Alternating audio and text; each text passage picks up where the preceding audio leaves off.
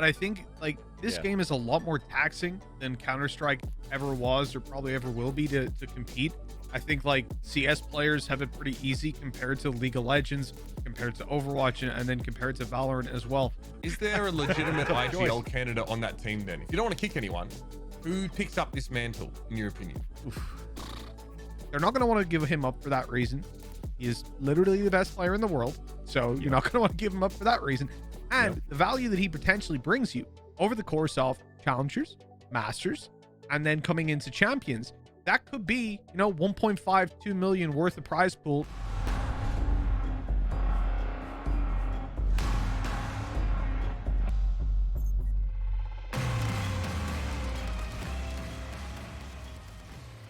Well, it must be a deafening silence over the shores of Reykjavik as only the echoes remain of one of the most fantastic Valorant tournaments we have ever seen.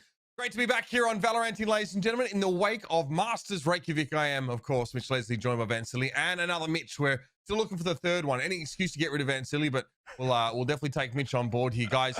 First of all, congratulations for a fantastic job. Well done at Masters. You must be feeling pretty thrilled, albeit tired now. Dude, tired, thrilled, whatever it is, but those echoes that you were talking about were probably the echoes of MitchMan crying over the loss of the Fnatic and also Liquid Teams. Yeah, I mean, the sea level's rising. It's not just CO2. It's my tears after that event. It's left an abyss in me, not just because of the post-event blues, but because of what happened, because of that disaster. Oh, God. Oh, God. Listen. Okay, so in fairness, this photo only benefits you because it's not actually easy to tell you have heterochromia just on the show. So I think that's more of an advertisement than anything else. It's true. Secondly, I was looking at the bright side, right? Dude, I thought about so many things to say, and I was like, nah, fuck it. You know what I mean? Like, hey, you already lost. Like, what's the point? You know what I mean? Yeah. Hey, Ben, did you get your gifted subs from Yinsu though? My God, she was so confident. You best have cashed in on that little wage, a little bit. I didn't get it yet, so hopefully she's listening. We'll get that later on. But at least for me, as in good faith, I know she was doing a stream yesterday with Boaster on like post-mortem of the event too, and I went over and gifted 10 over to his channel so that I wouldn't take all of it, so I'll spread the love back. You continue to disappoint me, man. I don't know how you managed to keep raising the bar in that regard. My God. All right, so wondering what we're talking about? Actually, probably not, because it's probably pretty straightforward. Normally, I have a list of topics where I like try to furtively glance at this screen to read them off the script while the little pictures come up. No, we're just talking about Masters Reykjavik today. So we're going to go through a pretty large amount of that stuff, and to do so, we're going to be bringing on some guests. So let's not waste any time, because we're going to kind of break this show down by region in a way, right? First, I want to talk about South Korea. I thought that NuTurn would win the whole thing. That was my prediction for the winners of Masters Reykjavik. And if they knew how to play Haven, maybe it'd be a different story. Yeah. Well, yeah, that map pool though. Anyway, let's take this opportunity now to bring in somebody quite close to the scene. Of course, many of you will know him. Many of you, even first timers, will have met him over the event. In beta, it's Paperthin joining us. Thank you very much for coming on, man. I know it's always a weird time where you are to join us on the show. You know what? It's actually fine. I'm still kind of on Reykjavik time, so it didn't bother me too much. I was telling you guys, I slept from about 11 a.m. to 11 p.m. today, so I was wide awake and ready to go. This is like lunchtime for me. This is fantastic. I swear, I reckon in the wake of this, saying you're on Reykjavik time is going to become like a status symbol. Like this, I mean, I don't know about you guys, but I'm on Reykjavik time. Okay. Yeah, all three of us except for Uber have been on Reykjavik time. So you're just been on baby time, dude. So whatever, you're kind of like on the same schedule.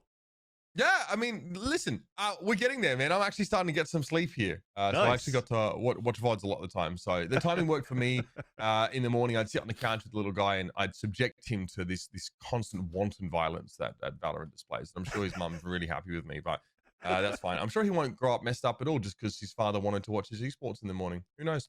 Let's talk a little bit about NuTurn, but also more broadly the event itself, right? I think we can actually have a look at the bracket here. So for those that maybe didn't catch it all or whatever, you see that NuTurn actually make a pretty darn good run. Now, going back even further, many people don't expect to be NuTurn to be the representative here, but Vision Strikers, obviously who had this period of dominance in South Korea that was only really broken just before qualification to Masters was locked in when NuTurn beat them in the semifinals. So I want to start with one of their more interesting games. I think I mean, straight away, we saw some concerning signs from NuTurn because they played Haven against Sharks and got absolutely drubbed. But again, version 1, I think that was definitely their first real test outside of a slightly weaker map pool here. And yeah, I mean, this is a version 1 that just beat Team Liquid, gentlemen. So how are we going into this matchup at the time? Go ahead, Paper. Well, I mean, I think for me coming into this, I had huge questions because after losing Haven to Sharks pretty brutally, I think it was 13-5, I was like, oh boy. Like, I mean, I know they looked great on the next 2 maps and they gained a lot of confidence after it, but I was just kind of like, well, you know, NA and EU, for me, were definitely the 2 strongest regions coming into this. What is this going to look like? How are they going to fare? You know, Haven's going to be played for sure. They looked absolute, you know, dog crap on it. So what are going to be the adjustments for them? They stomped on Sharks in the next 2 games. I mean, just brutalized them. But I was actually super. This was probably the most nervous I have ever been for an esport match in my entire life coming into this. Yeah, I mean, when you're looking at NuTurn versus version 1 more specifically too, and I guess that question mark that Paperthin was talking about how it's going to look like their matches on Haven, and I think that's the storyline of NuTurn overall on this map. They've got absolutely shit on every single time that they play Haven, and I think it's just the composition wasn't right for how the meta kind of evolved, in my opinion, on this map of Haven. For how they play, they don't have a Sentinel, and they're bringing in the Breach to play a little bit more of an initiator / like anchor, kind of like what FaZe kind of did when they started surprising everybody in North America. But will it work now versus the version 1s, the Sharks, the Fnatics of the world? It definitely did not. I feel that you were missing a little bit more to try to get information for NuTurn on the defense, and I think that's where they struggled the most. I think they played like 33 rounds of defense. They've only won 8 of it, so that's even lower than 25%, which shows that you had to be a little bit more aggressive on your defender side, and I didn't see that from NuTurn.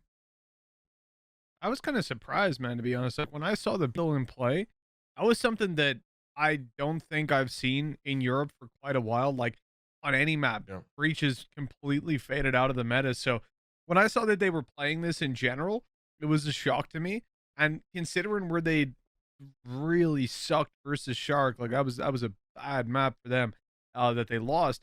I thought this was going to be V1s. Like I was pretty upset with what I'd seen from Korea because I came in with some high expectations. Like I was talking a lot. I know Uber was a little bit more faithful than me in them, but I just come from Overwatch, bro. I've been hurt too many times. I respect it. But like I was thinking NuTurn were the team that could maybe like upset and potentially win this tournament. Like so after that opening game versus Sharks, I was like, whoa, I must have completely misjudged this region. Then they came out versus V1 and showed us, you know, they put their best foot forward. But yeah, the Breach to me, I don't know that I liked it. I see the idea that they're going for. I always like innovation, or maybe the lack of, with keeping them in. But for me, I really hope that we see some changes there on NuTurn, just in how they approach the game on that. I think they could have set themselves up much better, even despite that they looked sick. Yeah, and I think, like, just to follow up a little bit on that, like, I think the Breach is there to be kind of, typically in Korea, it's used as either an assist for the entry with the jet or something like the flash and the dash, or it's a retake setup with the rolling thunder and those kind of things. Well, they couldn't even get to those positions. Exactly. I mean, like, they were just constantly losing. They were like losing 1v1s, like pushing ahead of the rest of their team. Their rotations were slow, and I think a big part of that is what Vans was talking about earlier. Just no information, no idea what's going on.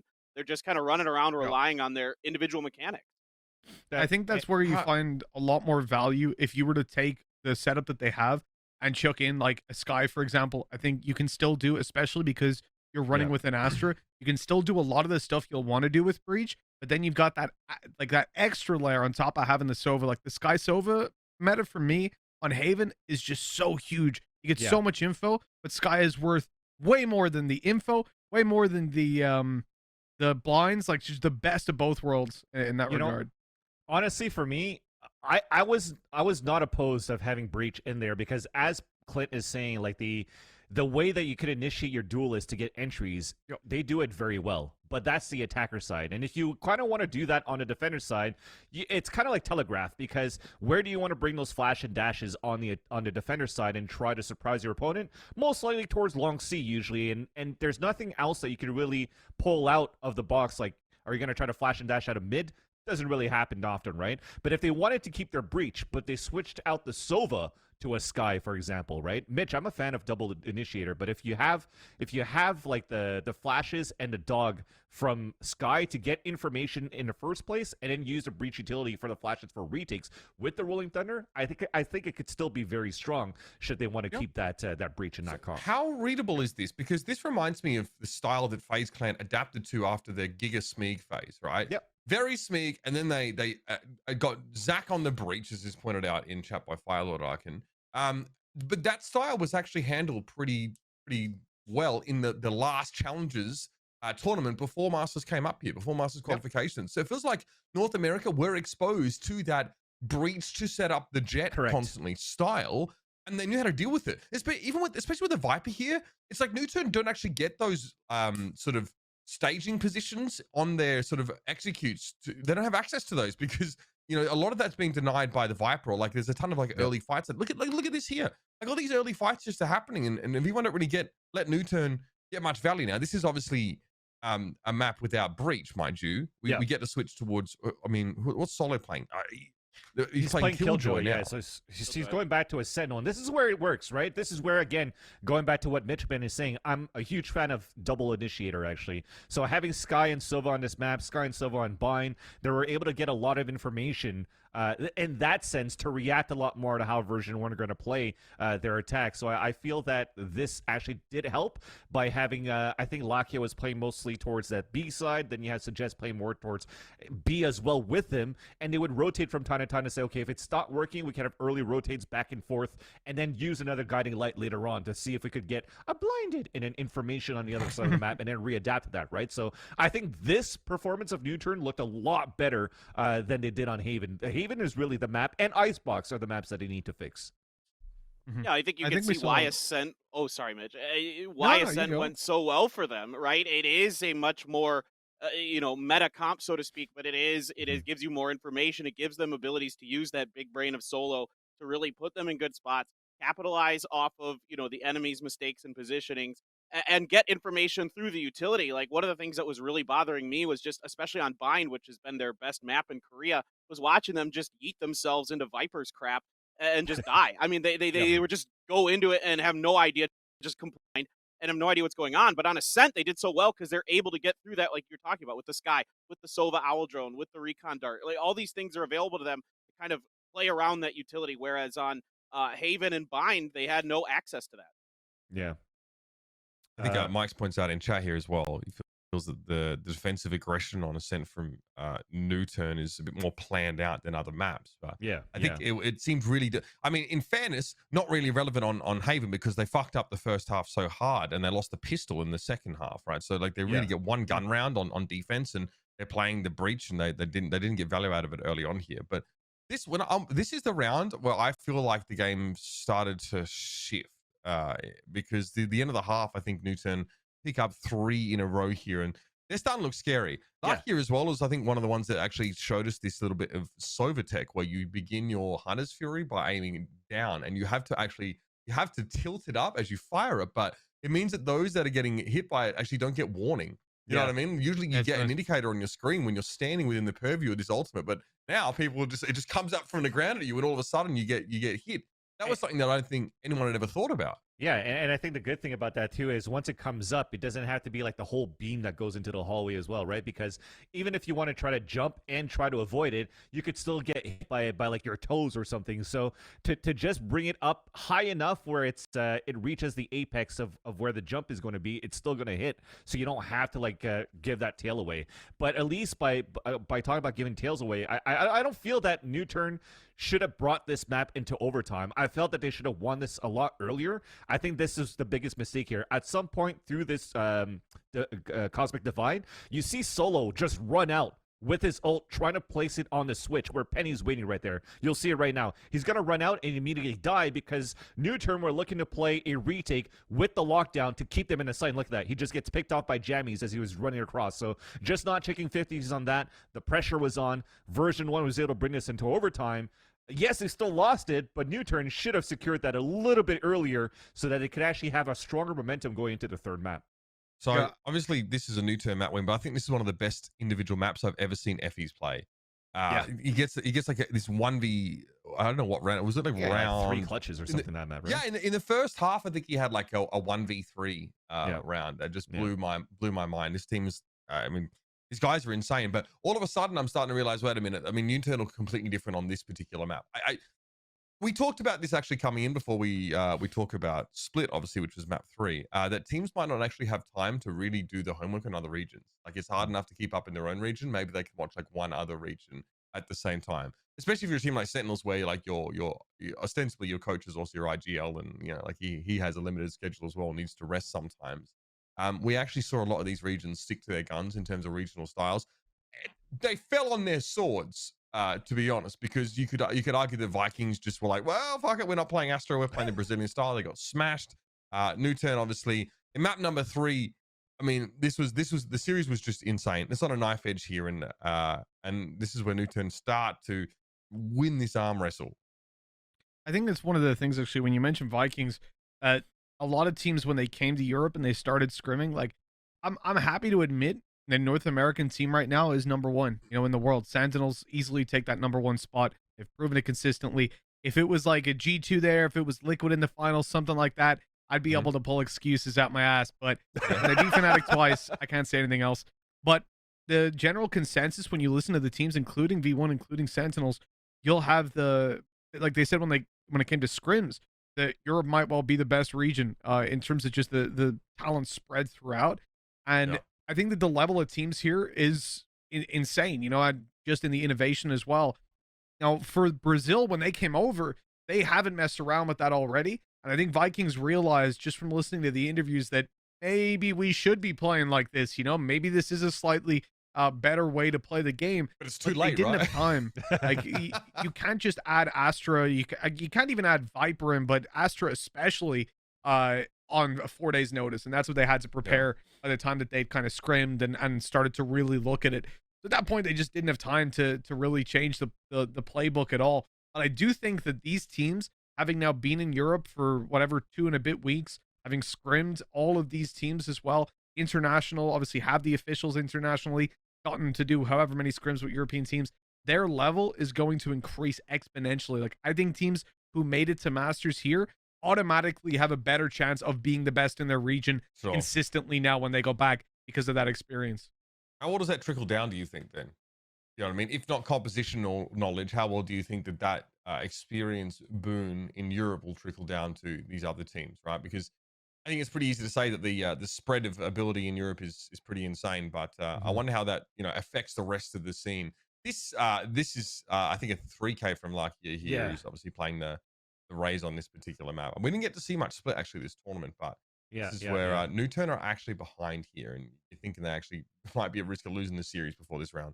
And I think this map was all Lakia at this point too, because as much as we praise Lakia's play as a Sova, although he didn't have that good of an impact in terms of like the rest of the storyline where they're facing the brink of elimination at that point when they played later on against Fnatic, but Lakia playing as a Raze on this map was like just on fire for this one too, and definitely proved to be like such a nuisance right now to version 1. Like I think it was this map also where Suggest throws the Rolling Thunder into the A site, and Lakia just like satchel charges into the A site right next to the map and uses the Rolling Thunder to have the extra push so he can get the rocket towards the back of elbow and catch one off guard on that anchor side of the A site. So I think in terms of like how it's evolved just a tad bit, right? It looks like it's an old meta still that they're currently using with a Breach and Double Duelist, but they're still able to evolve that type of playstyle that works very well on a map like Split, where again, like maybe not having an Astra, but it could still be very strong and very viable on how aggressive you want to be with your 2 duelists. Well, and I think on Split in particular, like one of the weaknesses for NuTurn is their lack of gathering information on Haven. And And on split, that really isn't as important. And so you can just kind of, what I saw them doing was just avoiding utility. Like they would just get ahead of it, or, the Astra, gravity wells and these kind of things, just get ahead of it or wait for it or go around it. I mean, just, they were really smart with their placements in terms of how they maneuvered themselves. And a lot of that is on Jet and Rays having that, extra maneuverability with the blast packs and the tailwinds and these kind of things. So for me, what I noticed, what a big part of it was, the extra tech that you're talking about, which actually you had seen that that maneuver with NuTurn versus Vision Strikers. They did that same thing in that match, but they also are just really smart about, they're tack shooter at heart, right? Like solos, such a Solo and Perry in particular, are old 1.6 players. So the ideas in Korea coming into this were based fundamentally on old tack shooter ideas, rotations, those kind of things. Positioning was more important. That's what whenever I talked to the players, those were the things that they were hammering to me. Like, we need to be in set up crossfires. We need to, get our placements correct and all these other things. All right, as we transition to the NuTurn versus Fnatic game, because obviously they beat Version 1, they sent them to the lower bracket, and then NuTurn go up against Sentinels and get slapped, sort of in that upper final, right? So this is the lower final. I want to ask you, Clint, why do you think Icebox and Haven are just not great maps? Because you mentioned that NuTurn aren't great at gaining information on Haven.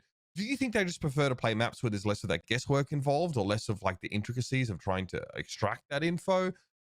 Because I feel like they also just don't play Icebox because they prefer not to, get too deep in the Viper meta. What are your thoughts about that? I think that's definitely a big part of it. The Viper meta really does cause them a lot of issues. Frankly, they're just dog shit at Icebox.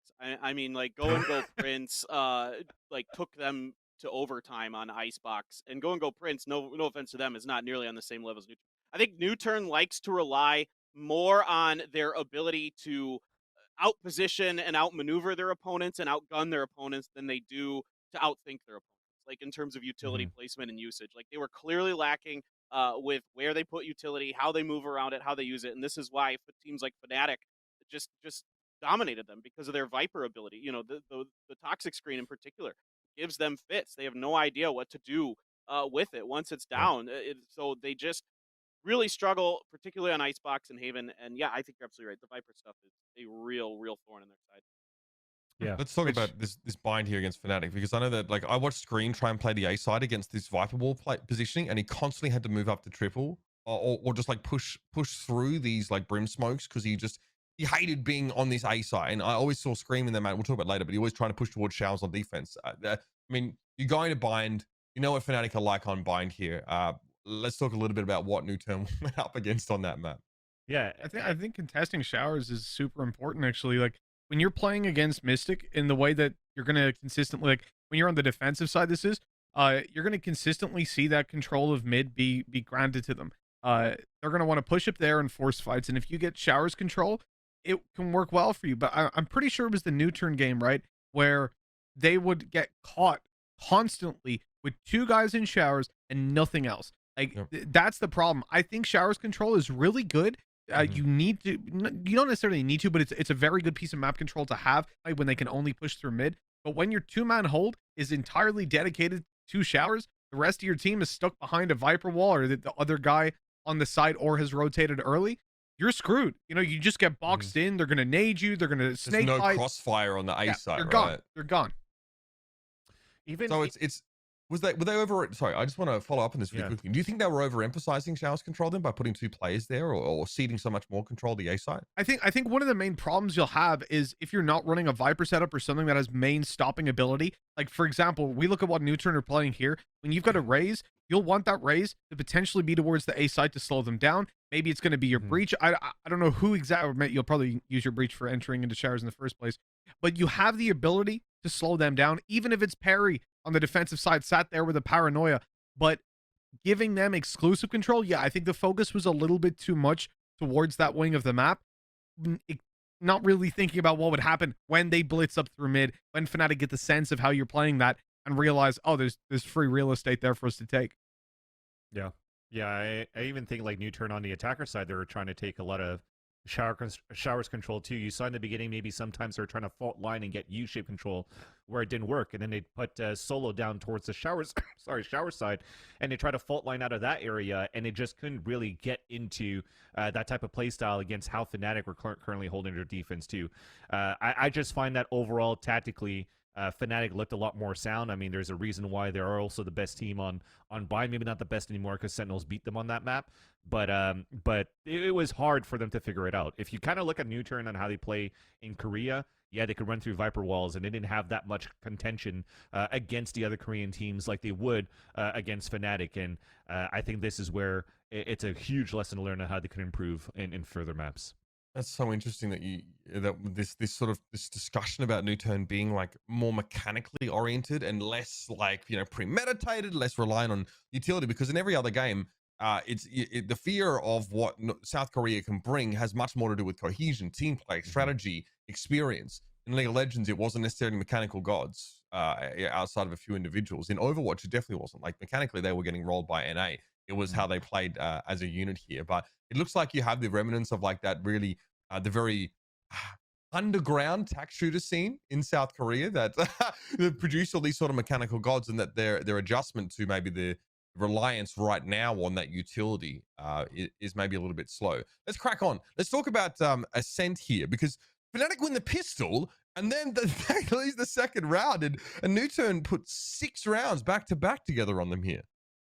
Yeah, new is just really with this composition. I think Mitch and Vance, whoever said it earlier, with the having the Sova in the sky, maybe both of them, but it like is so important for them. Having this information gives them so much more ability to react, to get their setups properly, to put themselves in good positions.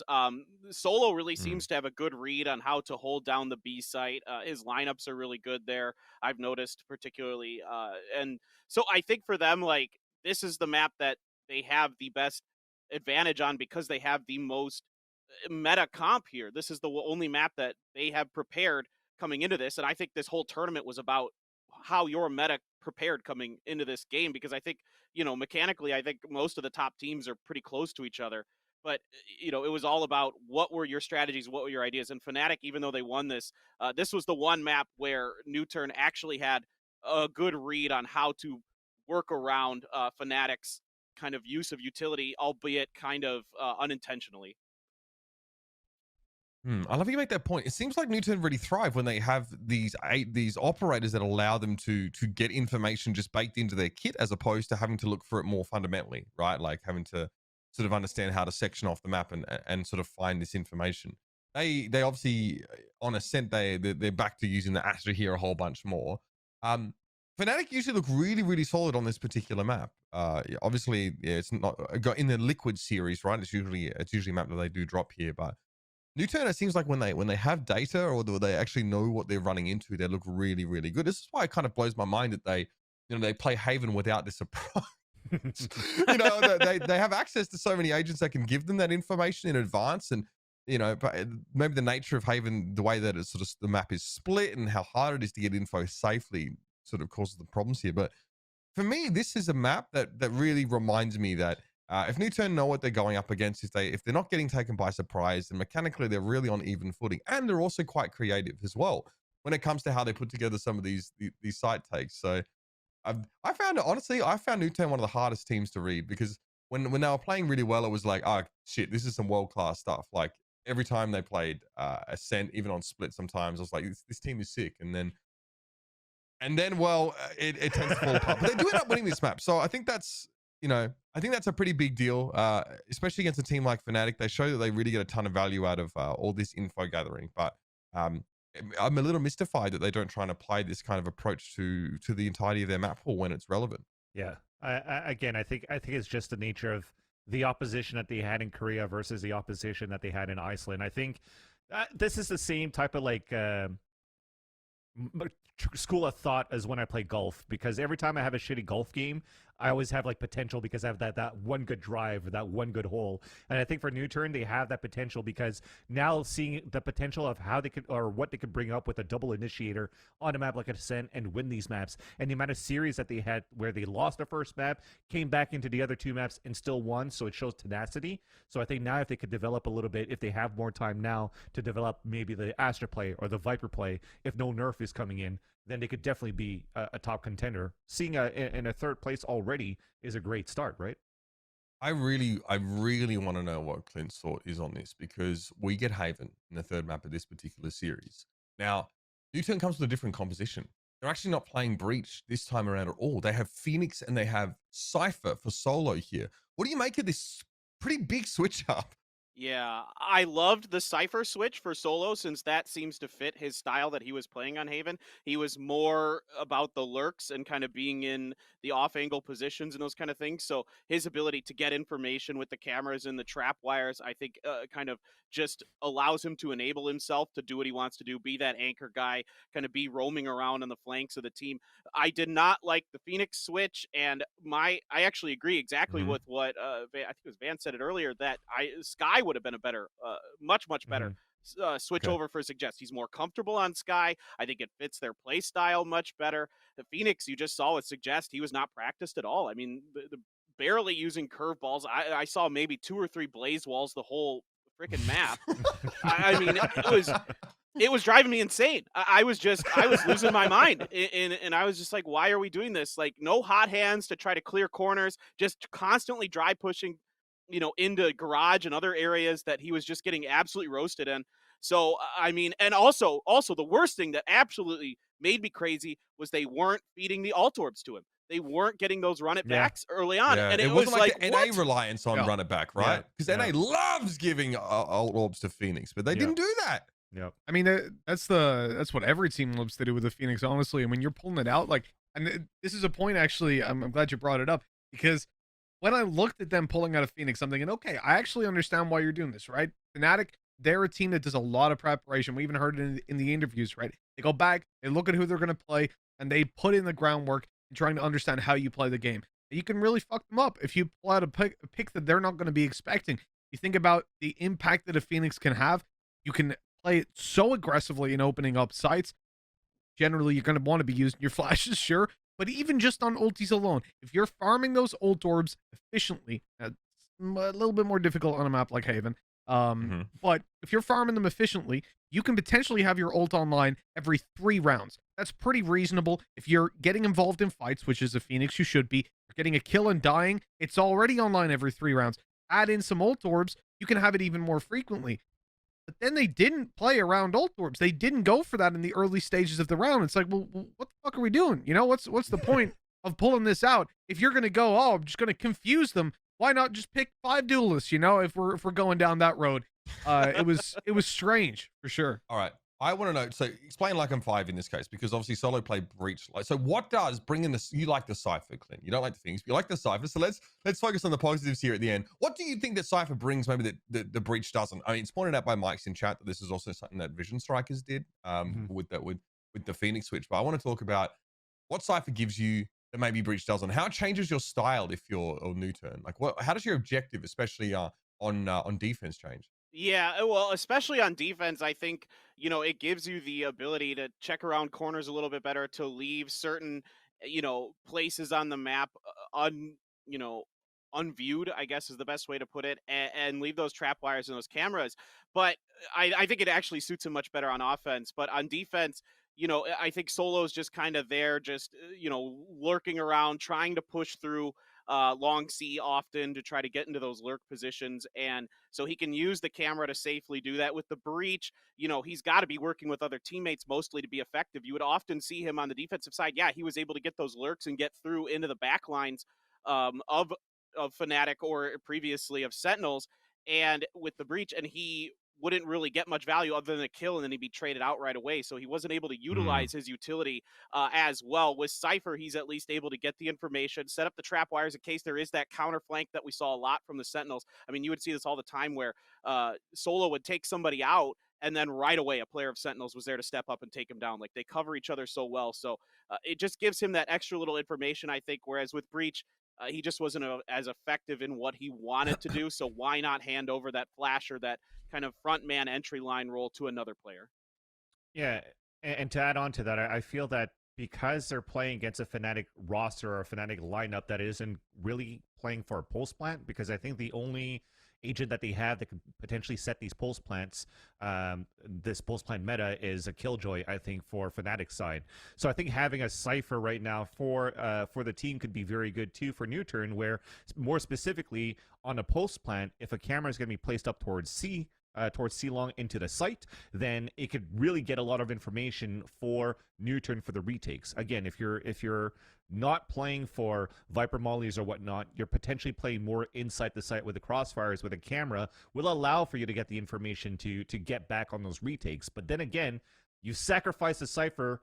You sacrifice a breach for that to put a Cypher. What else do you have now to help the team try to get back into these entries? When I think about it right now, they have a Paranoia and some curveballs. That's pretty much it. And the curveball doesn't even go that deep.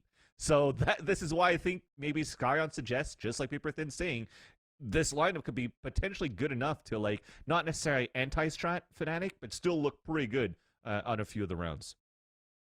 So this is where the run ends for NuTurn. I think, you know, as a squad, I think there were pretty high expectations just because of how, you know, what they did to Vision Strikers and how good the scene looked in general. But we're already hearing about possible retirement, you know, on the other side of things here. So, I mean, how obviously we've got, you know, guys like Solo have been, you know, in the game for a while. Slasher, actually, he asked the question in the press conference. I assume he's not there in person. I don't know how it works. And he says that Solo said retiring, and then Slasher gets on the old dog and bone, doesn't he? He dials up, he gets his people to talk to Solo's people, and they get on a call. Yeah.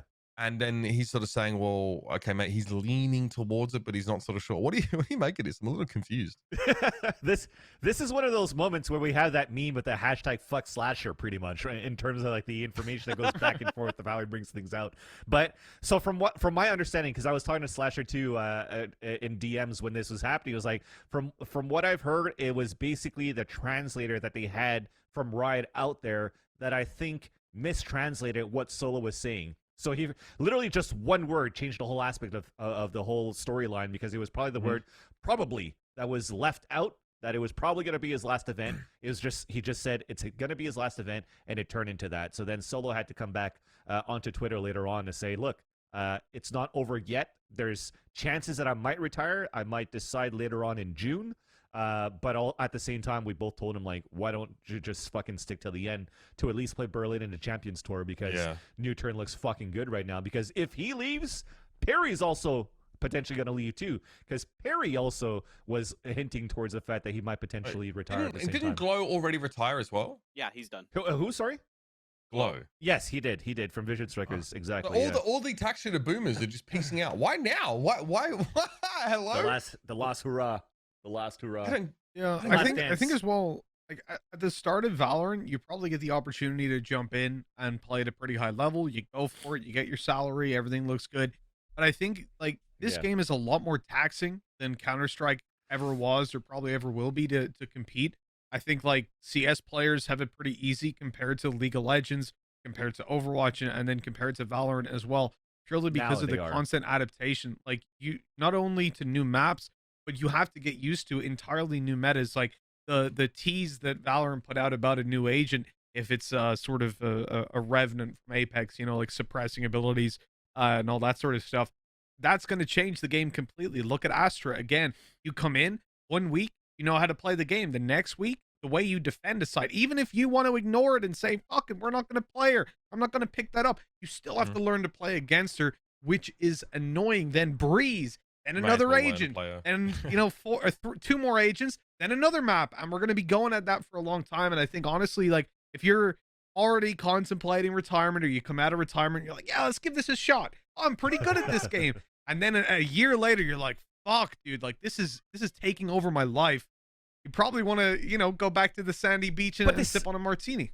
They still got third. They still got third place. That's the thing. Like, they still had some really good results. So despite having less time to practice and not following the meta, they still got fucking third place in Iceland. And it's not only that, even continuing further into what Solo was saying is that if he actually retires as a player, he actually wants to become a head coach to actually coach future generations. So the whole thing about trying to adapt and that it might take a toll on all that, it doesn't apply to Solo right now because he still wants to be involved in the scene. He still wants to be involved in a competition in some way, shape, or form. He just thinks that potentially it wasn't good enough for him or how he played of his performance throughout that event. What if there's it's like an honor thing almost. It's like I brought shame to my team and I'm gonna retire. I hope he sticks around. Listen, so we talked about this with Seth Clint, sort of in the weeks leading up to Masters.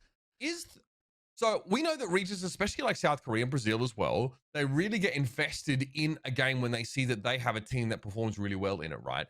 Is third place enough to sort of garner, I can't believe we're using Brent's tweet for this. Is third place enough to garner more support in Korea for Valorant, do you think?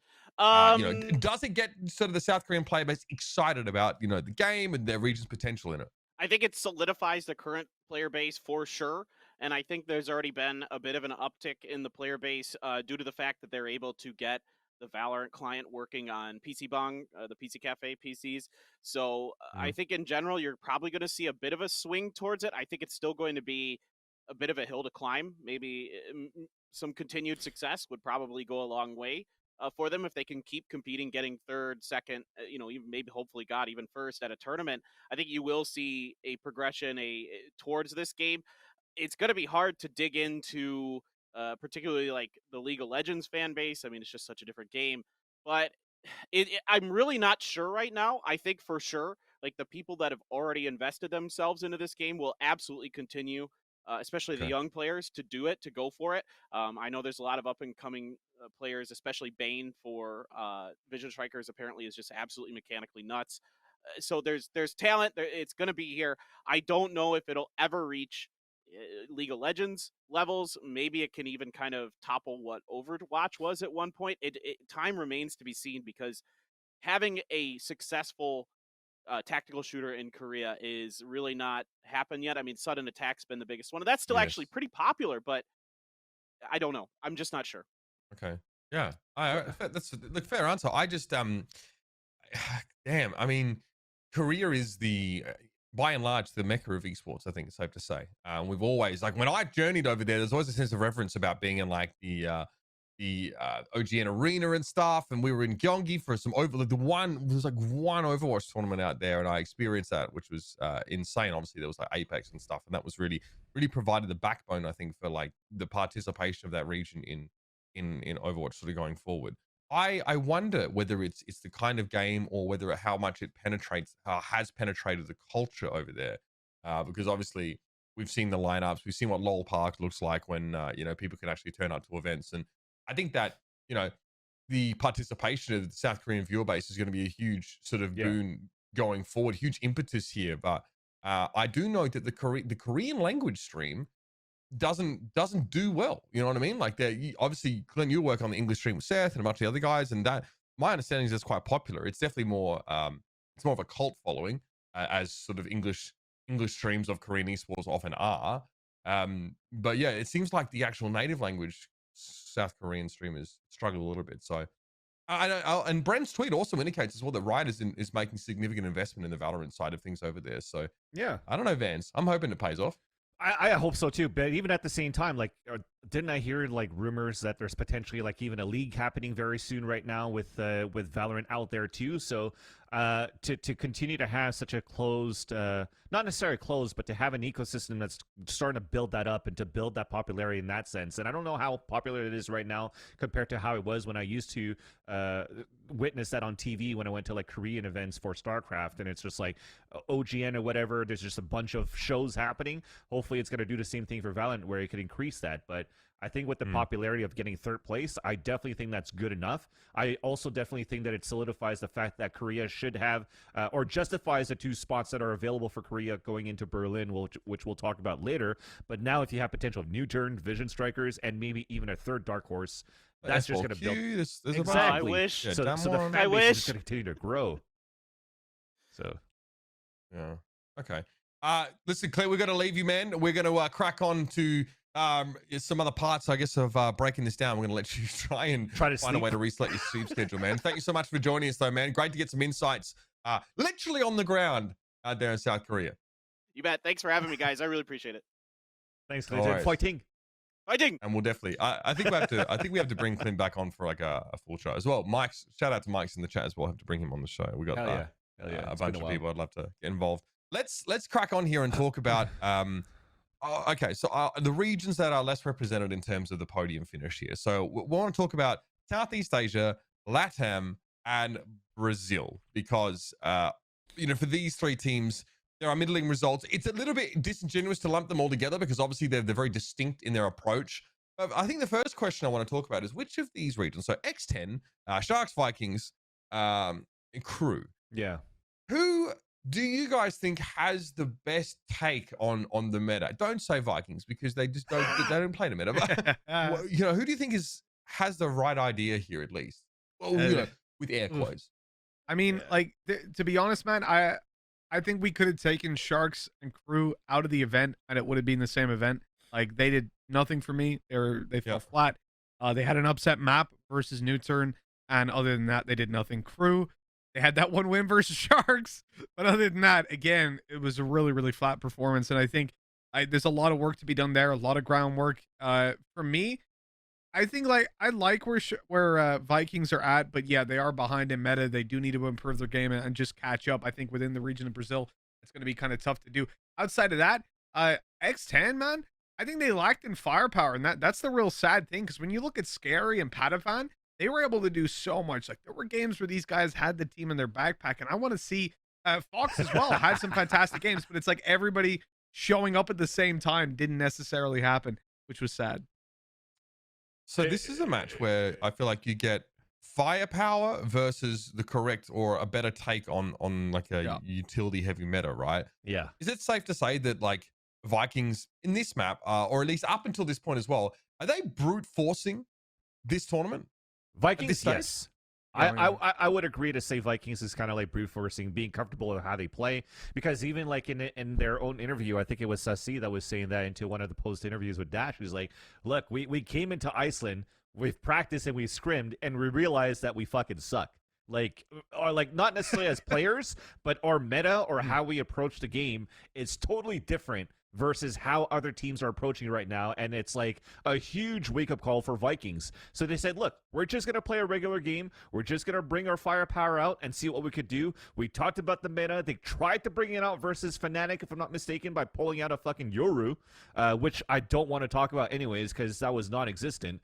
So definitely I think Vikings, they just kind of played their own games, and it worked out because, again, just as MitchMan was saying, you take out the other 2 teams, or you take out Crazy Raccoons, or you take out any team that's out of that top 5, top 6, it would have still been that same type of bracket and the same type of results, I think. Yeah. The one thing I'll say, man, is you're really doing them dirty. There was that one ulti from Yoru that had some impact where he got a backside Haven, came out of ulti, got a kill on a Killjoy. That was exciting. Other than that, it sucked. That actually, okay, to get back on that, so when you're watching on how they currently play, because Yoru was like not the first time they brought it out into Iceland, because back in Brazil they do play like, I think they play like 4 times or so, and the way that they're using their Yoru to actually teleport or use the dimensional drift and get into sight, but get out of the ult within the site to fight. I love that from them. I just didn't get to see it enough. I think it was GTN that was playing it versus Fnatic, just due to the fact that the rest of anything else that he was trying to do, like throwing the fucking teleport out in the open and just Yeah. get picked off out in the open like that too. Like he couldn't build up his ults. He couldn't do enough damage to be able to build the ults to add more value to the dimensional drift, because a lot of the strats revolves around that too in terms of hard executions, right? Farm the orbs, get the kills, and then use him to get that information. And when you shut that down, then it doesn't look good for Vikings at all. But yeah, besides that one round, but overall it wasn't good. Yeah, I feel like I remember watching GTZ or GTN, sorry, on it was Ascent against Liquid, right? They're trying to play Euro as well, and I remember just like watching. I don't know who sat on a Scream. I think he sat on like in Boathouse on Ascent defense, waiting for a push. He just sees the flash come and just turns it.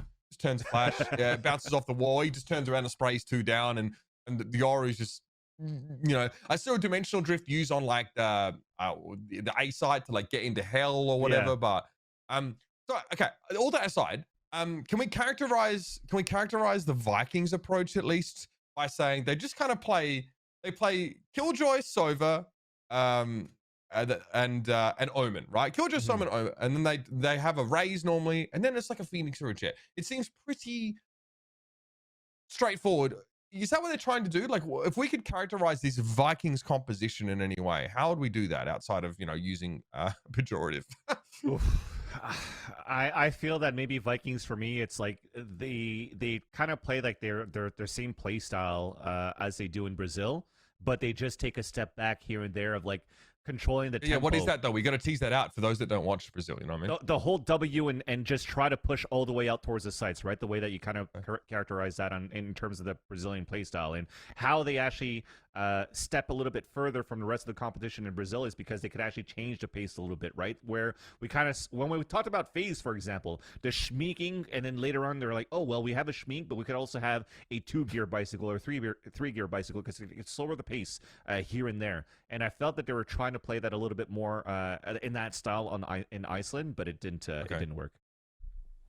I like the thing for me with how they were approaching. I feel like they did change a tiny bit, and in particular, like when you're looking at the teams that they were going to play against, Liquid in particular, I like the idea of trying to force out rotates that you can play with a Yoru, that you can play with an Astra, and with the Sova. But the problem for me was like when you look at their defensive side, they were falling victim to the same game. They would also play into over rotations. They would look to take duels where they didn't necessarily have the backup that they want to. Okay, sometimes GTN does that and just picks up a couple of kills on the site. And I think for Vikings, the entirety of their team is capable of showing up in those kind of clutch or out when they're outnumbered. In those scenarios, they can definitely do damage. But in terms of the depth of the play and fundamentals and being able to sit back and play situations with your teammates, capitalize off the utility that they've got left, it didn't feel like they were anywhere near the level that we see in North America or that we see in Europe. And I think they've probably learned their lesson, to be honest. Like, this is a team I expect to improve massively because they've got everything they need in terms of the brains behind the scene, at least within the Brazilian region. They've got insane aim on a lot of these players. There's just a lot that needs to be worked on when it comes down to like playing out. I think the problem is that they don't have teams that can punish them for the kind of mistakes they're making within the region. And like there's 1 or 2 at most. Whereas when you look at Europe, when you look at, even if you claim North America is a top heavy region, which I honestly think it is, like still the top 10 teams can all upset Sentinels. They can put up a fight and help Sentinels improve. They are good practice, essentially. When you go to Brazil, I don't think that's true. When you go to South America, I definitely don't think that's true. If you put Sentinels in South America for like 2 months, they're going to come out as a dog shit team because they won't be able to play good prac. And that's just like the nature of it. That's why you've got North America, Europe, Korea, and then other regions struggling to keep up. This is fine though. Like usually it's my job to take the feather duster out of your hands and replace it with a knife, but you brought your own, Mitch, which is great. Did we see this coming? Should we have seen this coming then watching Brazil? Because obviously, like, a lot of the rhetoric or the conversation is like, Brazil has a really proud textured history punctuated by teams like, MIBR and SK Gaming and these insane mechanically gifted Brazilian rosters that play just by the skin of the seat of their pants and just go crazy. First question, do we see this coming? And second, does that historical style of Brazil makes sense? Does it work in Valorant, or are they going to get punished until they change? I don't know how much it like the scene is very different in Brazil right now because Counter-Strike was always like a massive passion for them. It existed for a long time, going even back to 1.6. Whereas when you come to Valorant, it hasn't quite got that that history to it, obviously. But also the players who are competing in Counter-Strike, I don't know to what extent. Like in North America, you guys have got a lot of top level CS pros because the CS scene is dog shit in North America. It's dead, so everybody wants to jump over. You know, you can get probably 4 times the salary from a Valorant team than you can from Counter-Strike right now. When you look at Brazil, I don't know that that's the case. I don't know enough about the scene locally there as I would about Europe or North American Counter-Strike. And when it comes to just looking at the teams that are there, like taking it a step back from, you know, the history, the community, blah, blah.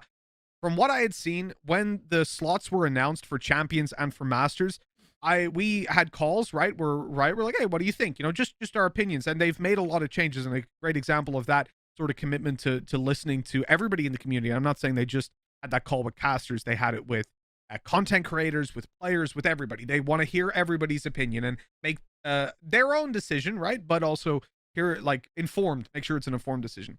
The first thing I said is that Brazil shouldn't have one slot. Brazil should have one slot. They should not have 2. I said, I guarantee the second team who comes from Brazil is going to be utter shit, and they're going to get wrecked out of the tournament. What happened? Second team who came from Brazil got fucked out in the tournament. I would have made the argument for South America not having a slot, but for the fact that you can't really not give them a slot. How are you supposed to improve as a region if you don't have any motivation to? And maybe, you know, you look at them and think, oh, they're not good, but then they come internationally and they suddenly are the best. You have to give that opportunity, so fair enough. But the thing for me was Brazil getting 2 slots was just a joke. Like, I understand that they want to grow the region and they want to give them a chance. One, or like, say again, sorry? Who should have the other slot then? Either North America or Europe. And in my opinion, Europe, purely because we're EMEA. We've got CIS, we've got Turkey, and we've got Europe, who I think can hold their... Like, if you were to split EMEA into Turkey and CIS and Europe, they would be the next runner-up regions. Like, you would have NA, Europe, Turkey, CIS, South Korea. Not necessarily in that order, but those 5 would dominate the world. The fact that we're giving places to South America, to Brazil, and ignoring, you know, Turkish and CIS or some combination of those, giving 2 slots to that whole 3 regions combined it's insane to me. And I think we proved that here with Brazil's performance, at least with Shark's performance. I think like they should be reduced to 1 slot, and then even coming into Champions the same. I can't remember which other region has 2 as well. I hope it's not South America, but they should South Korea. They should be distributed between EMEA and NA, in my opinion. Okay. Yeah. But I think just to counterbalance that too, though, the Brazil region looked pretty good though, where Sharks got in. I think because technically they're the kryptonite of game lenders, where game lenders were supposed to be the team that was on the top in the Brazilian scene. So if there was another alternate dimension where game lenders probably made it, again, I don't think it would have gone far, but I think the 2 spots could have been deserved in that sense. For a team, if I want to go into retrospective of the team that adapted the most, in my opinion, in Iceland, was Crew, and even if it sounds like a hot take. I think in terms of meta, trying to pull out the Astra, pulling out the Viper, trying to play the same style as Europe, was actually quite nice to see from Crew. It's just that they had the biggest issue in terms of firepower for that team versus everybody else. So I think if Crew is, if Vikings is able to take out the strategy playbook from Crew and evolve their meta, then I think Vikings would definitely come out on top later on in the future. I think that's an important point again, and it goes back to what I was saying, right? South America, for Crew, they came in, they tried new things, which puts them on the back foot straight away, right? One of the points I brought up on the stream at the time was it's better to execute a bad plan, but execute it well, than it is to execute a good plan poorly. Badly. And if you're Crew, the fact that they tried to innovate, this explains exactly why they are given a slot. For South America, we know they're not going to come in and win the tournament, more than likely. You just look at the level of teams there, watch the games, you think it doesn't match up to what you see in South Korea, in North America, or in the EMEA. But you have to give it there so that they can grow. And they've proven that they definitely want to, and they're hungry for it, and that's great. It's an investment for the future, essentially. Yeah.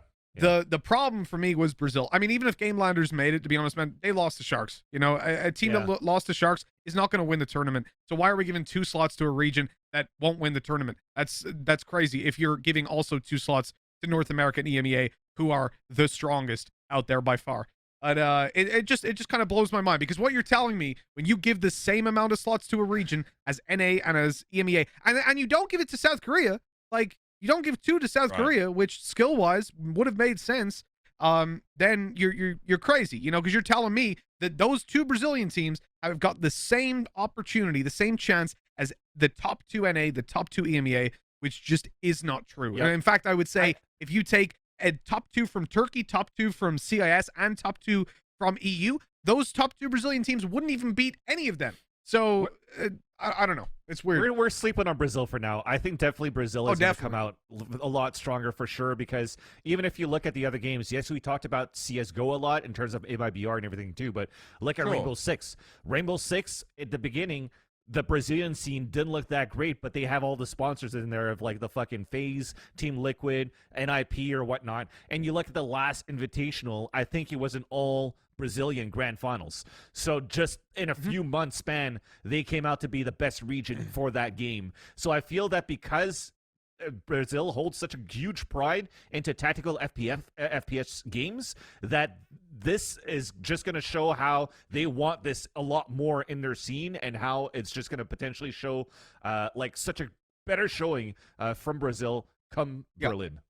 And I think this is why they're doing it, because if you only have 1 slot, it is very difficult for new teams, for organizations. Like, if you think about it, right? Brazil. Let's take Brazil as a perfect example. You give them 1 slot. Well, now, are you going to have Liquid, NIP, and Gen G all invested in teams in Brazil? Probably not, because every time one big team comes up there and you've taken the top team in the region or the second team, the third team, you've only got 1 slot to play for. You have to upset the next 2 best. It's very unlikely that you get that done. Like so from an investment perspective, but like at the end of the day, I'm of the opinion, I understand it's there to garner that growth. At the same time, for me, like, give it to the best teams right now, because if you're in South Korea, it sort of does the same thing to you in a region that isn't a lot of esports talent into Valorant, that has a lot of organizations, that has a lot of ability, and you're giving them 1 slot, and it's sort of like you're trying to grow one region but potentially fucking over one that is already naturally growing. It's a weird balance, but I guess it's not my forte. Just an observation from my side. Obviously, Mitch is in the anger stage of grief right now. Look, I'm really. I was gonna say, give EU another spot so they can get shit on by North America. If FBX are in there, they would have won the tournament. I want to talk about this after the break, because they are. So we'll discuss that. Obviously, Arsenal are recently complaining about how the slots are divvied up. We'll talk about that a little bit. But for now, we're going to go to a break. When we come back, what I want to do, I want to deep dive into the European teams, especially, and then I want to deep dive and talk a little bit about Sentinels and how the tournament finished off. So should be still tons of stuff to go over here. So stay tuned, ladies and gentlemen. We'll be back. We'll start talking about Fnatic and Team Liquid a little bit more.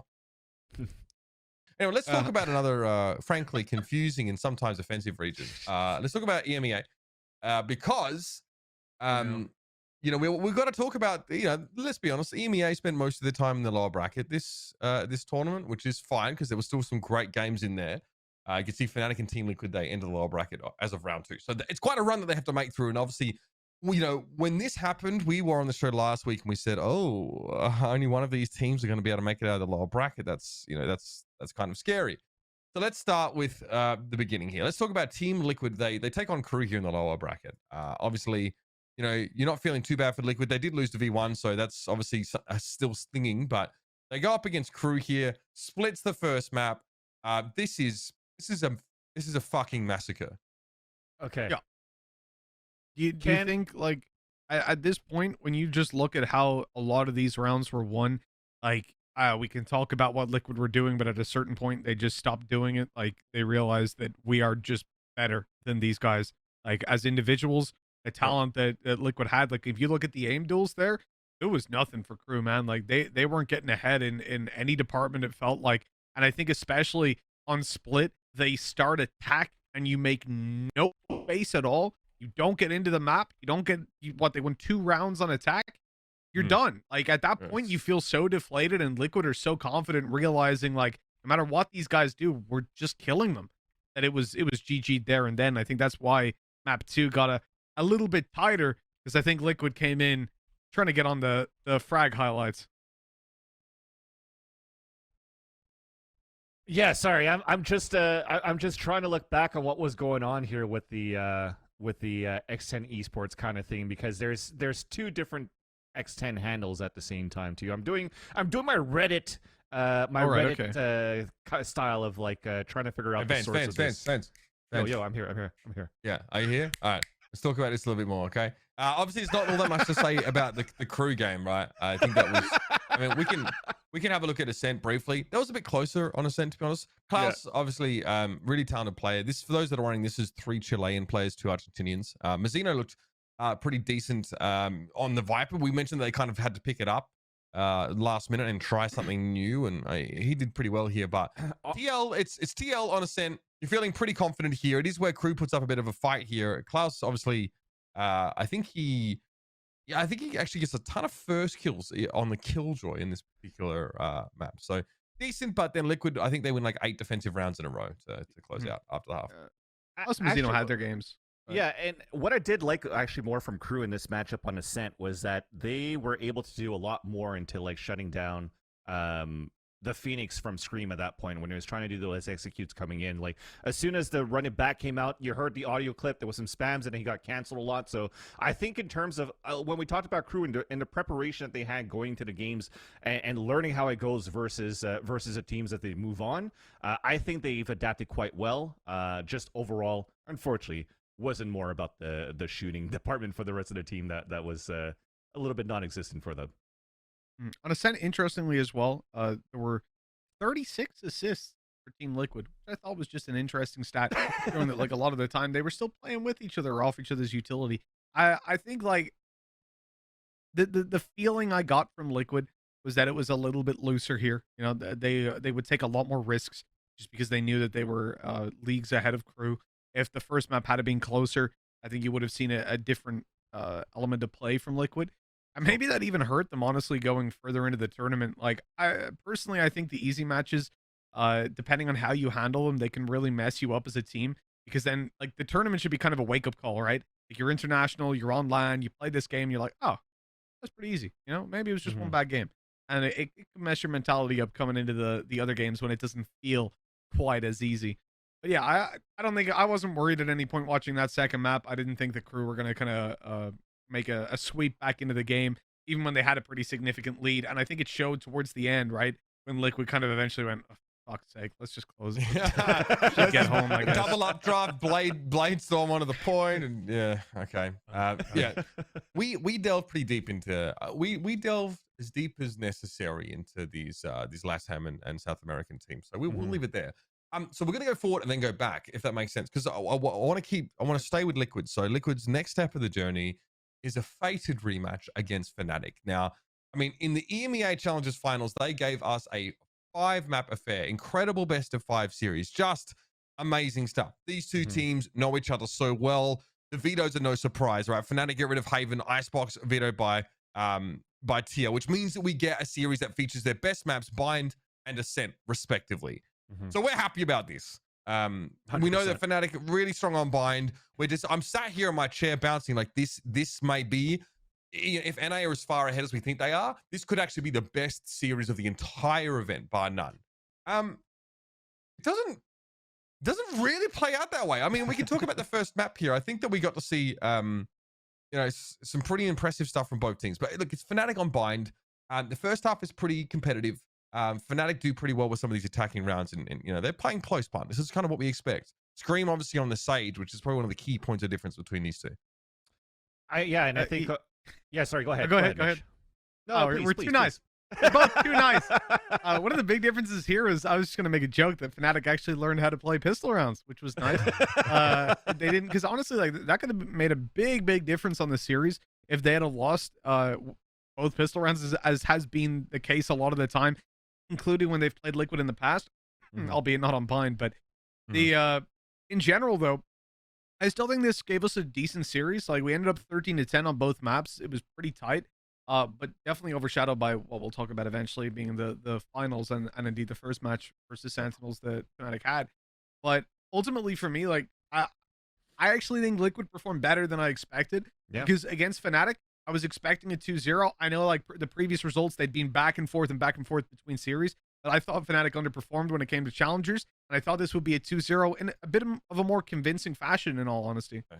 Yeah, I mean, no, I definitely like the fact that it were a closer game. Sorry, Uber, just to say real quick, I just wanted to underline the performance as well from Link on that first map as well. Like, Link seemed to have like that part on bind where he could just pop off at certain times. Because I think in that 5 series when he played against each other too, or at least in the qualifier matches, it was on bind where he just popped off and then brought it up into the overtime games to help Liquid just qualify into Masters as well. So there's something about this map and how, when it's high octane matches, that Link could just step up and really help out the team. And they looked very good, very composed overall for Team Liquid, where it didn't look like it was going to be a one-sided matchup for Fnatic's best map, right? So I do have to commend Link for that. Yeah, I also think, so very quickly as well, that X10 news, don't worry about that. Looks like a producer flagged a tweet from an account that wasn't actually the official X10. This is actually the X10, and they seem fine. It did seem pretty strange to us anyway, but I love that Paperthin, by the way, has his header. That's a picture of Sabrosa. I know, dude.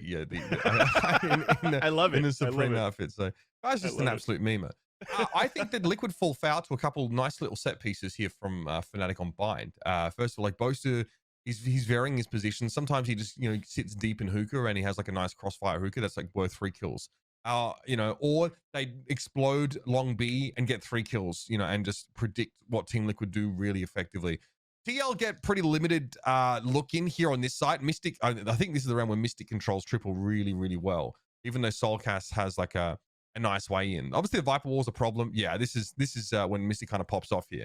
I think that Fnatic look really composed. Like they're varying a lot of stuff. And also, I think that the Brim smokes is such an issue for Liquid on this map, especially on that B side. Trying to push through them, Scream gets caught on outside of the site, like, so often when they try and hit that B. Obviously that's a nice little play there. There's actually a combo, I think, in towards Lights or U-Haul with the orbital strike there. But we see that a lot. It looks like Fnatic had no shortage of fresh ideas, it seems, on that map. It's just little like nickel and dime stuff, right? Like set up a crossfire here, then sort of, I think Doma sat underneath hookah window one round, got like 3 kills as Fnatic tried to push in there. They tried to go sort of super aggressive. This round was absolutely insane how they bring this back. I couldn't believe what I just saw here. This was unbelievable. I don't know what the fuck happened this round, man. They had all the information necessary at that point, too, because they heard the teleporter come out from Magnum when he came through, and somehow, I think in this part, he still wins the fight. Boaster checks the corner for the flank after, and then it was just like, I don't know how they were able to retake that coming in for Fnatic in the end. It was a 5-on-3, I think, at this point. 5-on-3, yeah. Magnum Dong. Yeah. And I don't know, man.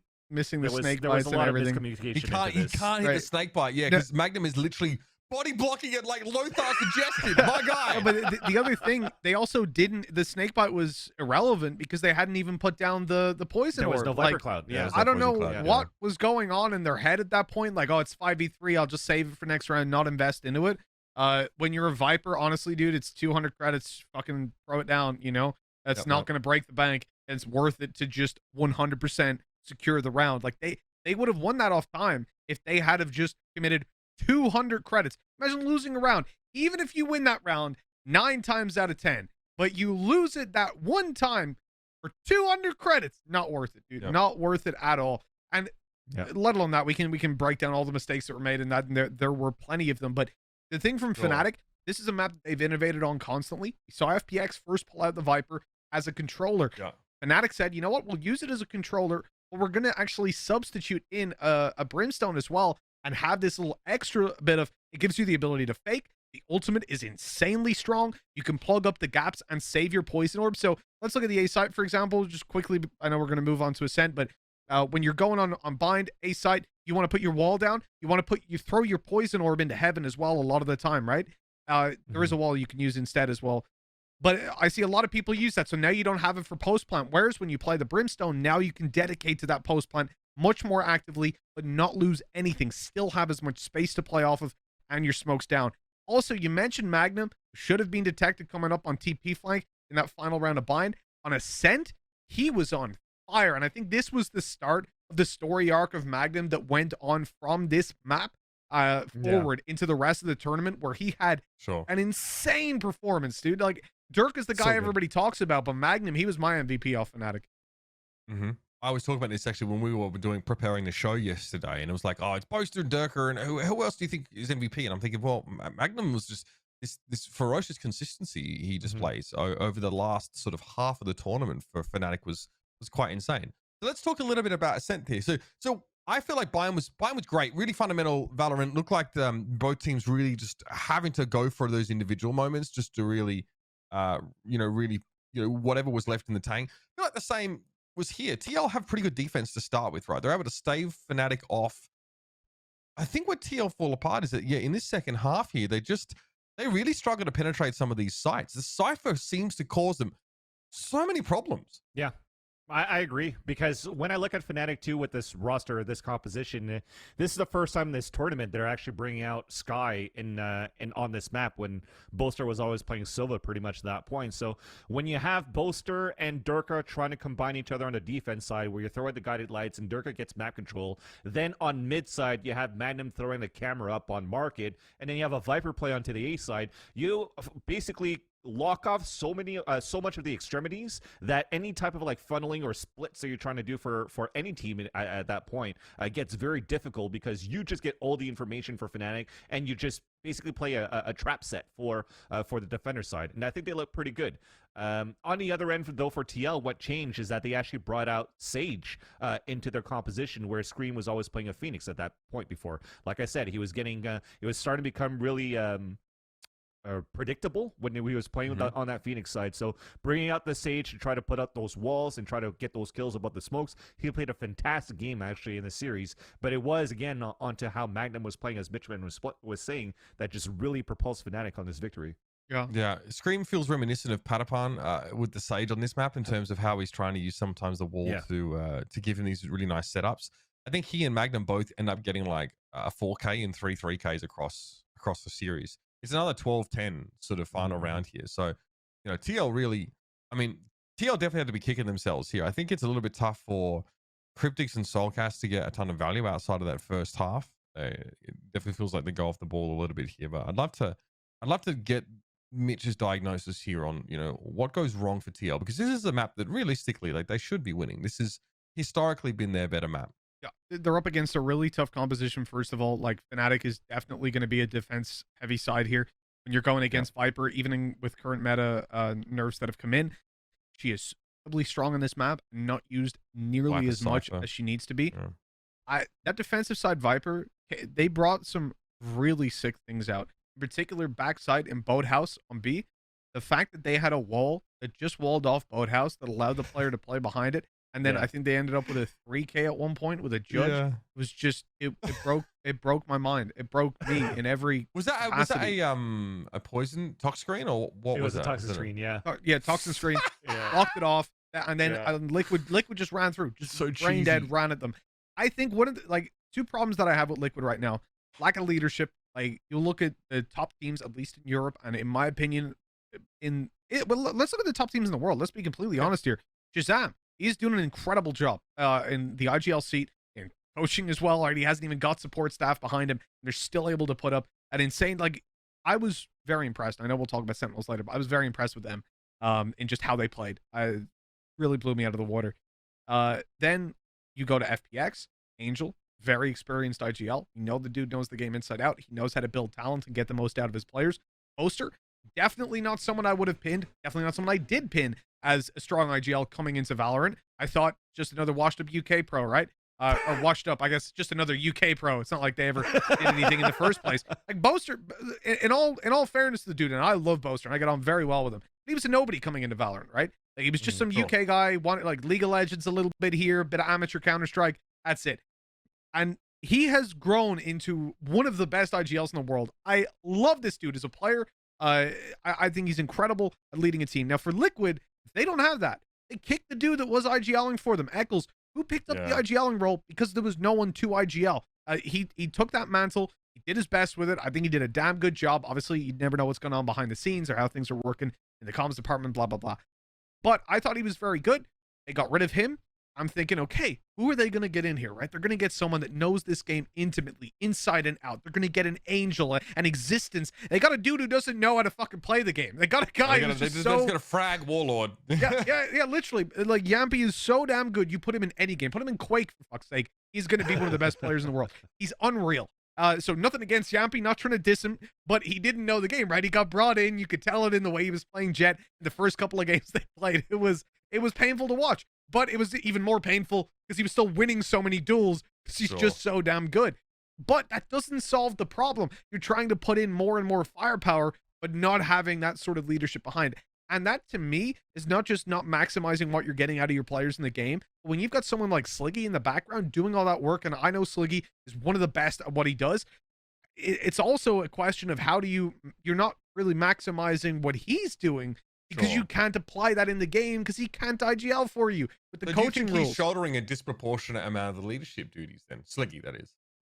I'm not sure, because again, I don't know how things, like, maybe in the next 6 months we'll come out and say, oh well, Link's actually taken up IGLing and he's the best of all time and he's unbelievable. Maybe it's going to be a surprise story like that.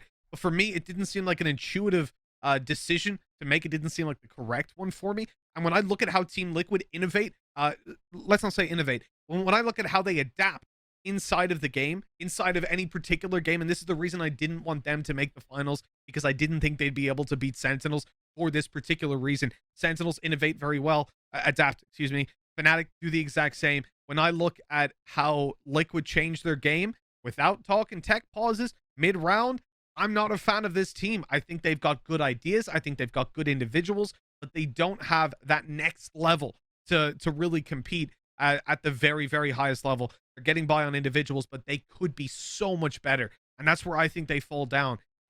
Maybe it's something that's going to change in the future. At the same time, there's not a single player there I'd want to kick. So is there a legitimate IGL candidate on that team then? If you don't want to kick anyone, who picks up this mantle, in your opinion? I don't know. Like, the thing is, like, Scream could do it, right? But I would not want Scream to do it. I know he's had stints doing it here and there over the past, like, 10 years. But at the end of the day, he's someone that's going to operate better, in my opinion, when he's not having to do all of those extra chores. In terms of roles, when you look at it, if someone like Cryptix or Sulcus was up to the job, they could definitely deliver. It would make sense in their roles. They could do a lot. Link, I suppose, is in the same boat. But it ultimately comes down to individuals. I don't think you can just get a player and turn him into an IGL. I think it's a very particular kind of person that needs to be built in, that for a number of reasons, even down to socially. You need to be the leader, but you also need to be able to play 4D chess in your head, keep track of so many things, and not have it affect your own decision-making, your own ability. Because this isn't a game like you look at Counter-Strike back in the day with Exist IGLing, and you're looking at what he would have games where he had 4 kills, and you would still have the AD going, yeah, but he's doing so much here and there. If you come into Valorant and you get 4 kills, I don't give a shit what you're doing. You're not doing your job. There's no role in this game where you sit back and go, yeah, they don't really need to get kills. Maybe we said that about Cyphers and Killjoys when we first started out, but now you look at how someone like Magnum is able to deliver and how the majority of Sentinels are able to put those stats up on the board. I don't think you're ever going to be able to do that. So it has to be non-taxing. And if you just, for anyone that might doubt that, go and try and play, like, try your best. Think of everything about the game. Go and play a game with 4 of your friends, a ranked game, an IGL, and see how it's going to affect you. It's just not, it's not an easy thing to do. So I honestly don't know. Like, this is one of the things where the only people that know what the right thing to do is the likes of Sliggy. I would trust him fully. But obviously you won't necessarily have one person making the decisions on those kind of things. It has to be a team choice. And also, who's available, right? That's the other thing. Oh, like, well, could they have gotten anyone better than Yampy? Talk about J Rush in chat, and Tropic just expanded to hip spin IGLing. I'm just saying, guys. Okay. My boy Hip. I like Hip. I like Hip a lot. But it is that question, like, do you think there's anybody out there that in any region, because I don't think budget is an issue for Liquid. I mean, they've got Yampy, so probably not. Is there anyone they could have gotten that would have given them a better chance, especially in the time frame of succeeding, than Yampy? Well, I hear that like Alliance team's kind of struggling. Maybe there's some players there that might get to Oh shit! No, I mean, it's team to qualify for Masters, but whatever. First one, fuck you. You know, looking at the team, I always wondered if like it would be Link or Cryptics that would get involved in it, just kind of based on some of the roles that they take on this team. I don't know. Yeah.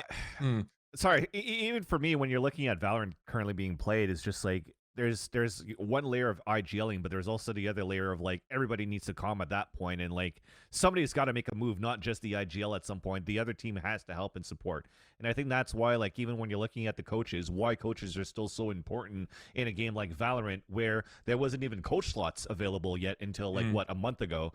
A lot of the coaches, especially like tailored back then with TSM, would put a lot of emphasis in terms of communication for the team, because they can't fucking say anything as coaches, and they're going to have to watch a delayed stream from 2 minutes behind anyways. So yes, it falls a lot on the IGL, but it also falls a lot on the rest of the team of like, when you're calling out these audibles or these cues that you're currently having in the map, what can you do also as a player to say, I feel that we could maybe attack towards this sense, and then have the IGL call it out in the end. So I think when you're looking at Valorant right now, it's more than just like one strict IGL. You need that second IGL support that some of these teams we talked about in the past too in North America, where it could be doable, where again, taking the example of TSM because it's off the bat, like it wasn't only Cutler that had to call, but Cutler would have support from Hayes or vice versa when you have a secondary IGL in any of these teams. All right, we have to move on. Want to talk about definitely probably one of the more triumphant moments, I think. Oh, okay, dude. Whatever, man. Struggling, right? That's awesome. That's awesome. Oh shit! I mean, yeah, I'm looking forward to see what's been cooking up in that kitchen. That's for sure. I'm looking forward to getting back to a regional competition and seeing what some of the rest of EMEA has to offer. Let's crack on here and talk about one of the more triumphant moments outside of that particular one for the EMEA region. It was version 1 going up against Fnatic here, and I think version 1 deal relatively handily with Liquid. Obviously, Boaster starts this one off, in a way one could only expect. This is Mystic, like my face is going to end up in his ass if I don't stand up here. So that aside, obviously, isn't this the Purple Cobras, the Globo Gym dance? Yeah, from it was fucking awesome. I love these walkouts, man. You know what I love? Here's what I love. Boaster single-handedly able to spread this very happy ailment to the rest of the teams. I mean, Mini obviously not on board with this, but I mean, Paperthin to I guess a degree as well. But like without guys doing that, like no one else fucking does that. You get the same overly sanitized walkouts, that everyone does, and it's just not fun. So I mean, without people like boasters, it's contagious, right? I think that this sort of happy-go-lucky behavior, and I'm really glad that fucking hell that we're not taking ourselves too seriously out there. So I think it's the coldest take I've ever to say that Boaster is such an important part of Valorant globally in general, but glad to have him. Let's talk about this matchup here. Let's start with the maps because, excuse me, so Split gets vetoed by Fnatic now. Yeah, don't Fnatic. Is this a normal veto for them? Yeah. Okay, so I thought it was like Icebox for some reason, but yeah, okay. Yeah. I know that they've put in a lot of work onto Split, but the reality is when you look at how they've been performing there, and I think even moving into scrims, this is somewhere that they could compete, but they're not comfortable on. And for V1 taking Bind out of the equation, I mean, first of all, you're against Fnatic, so probably want to take Bind out of the equation, but also it's V1, and they don't like to play that map. So in terms of the bans, yeah, it made a lot of sense right out the gate. Icebox being played, I wasn't tremendously surprised that V1 picked it. I was a bit surprised with how it went, to be honest, because I saw it, or with Fnatic picked it, sorry. I was a little bit surprised with Fnatic picking it. And I also thought that V1 might have had a bit of a leg up there. So I was very happy when they didn't. Yeah, I mean, overall, when you're looking at it, I think version 1 definitely wanted to play some Icebox, because even looking at post interviews, I think even with Venny at some point, he's like, yeah, I would have liked to play Icebox if we have a chance. And it's one of those maps where even when they were as Never Done was one of those maps where they had like the upset versus FaZe with the Buckies back then. So they're comfortable on this map. They have a great plays here for post plant meta, as we've always seen demonstrated on Haven time and again from Jammies and from Effies, and they were doing the same thing, pretty much trying to do this on Icebox too. But Fnatic definitely put up a very good fight onto this one. It was a great start for Fnatic at some point, but I think it's all on Durka once again. I think the Durka on the whole series versus version 1 was that like unstoppable force that nobody could have taken down. Like Penny had a great shot. Penny had a great shot of like that. Was it that map that it was a 2-1 collat? Was it that one, MitchMan?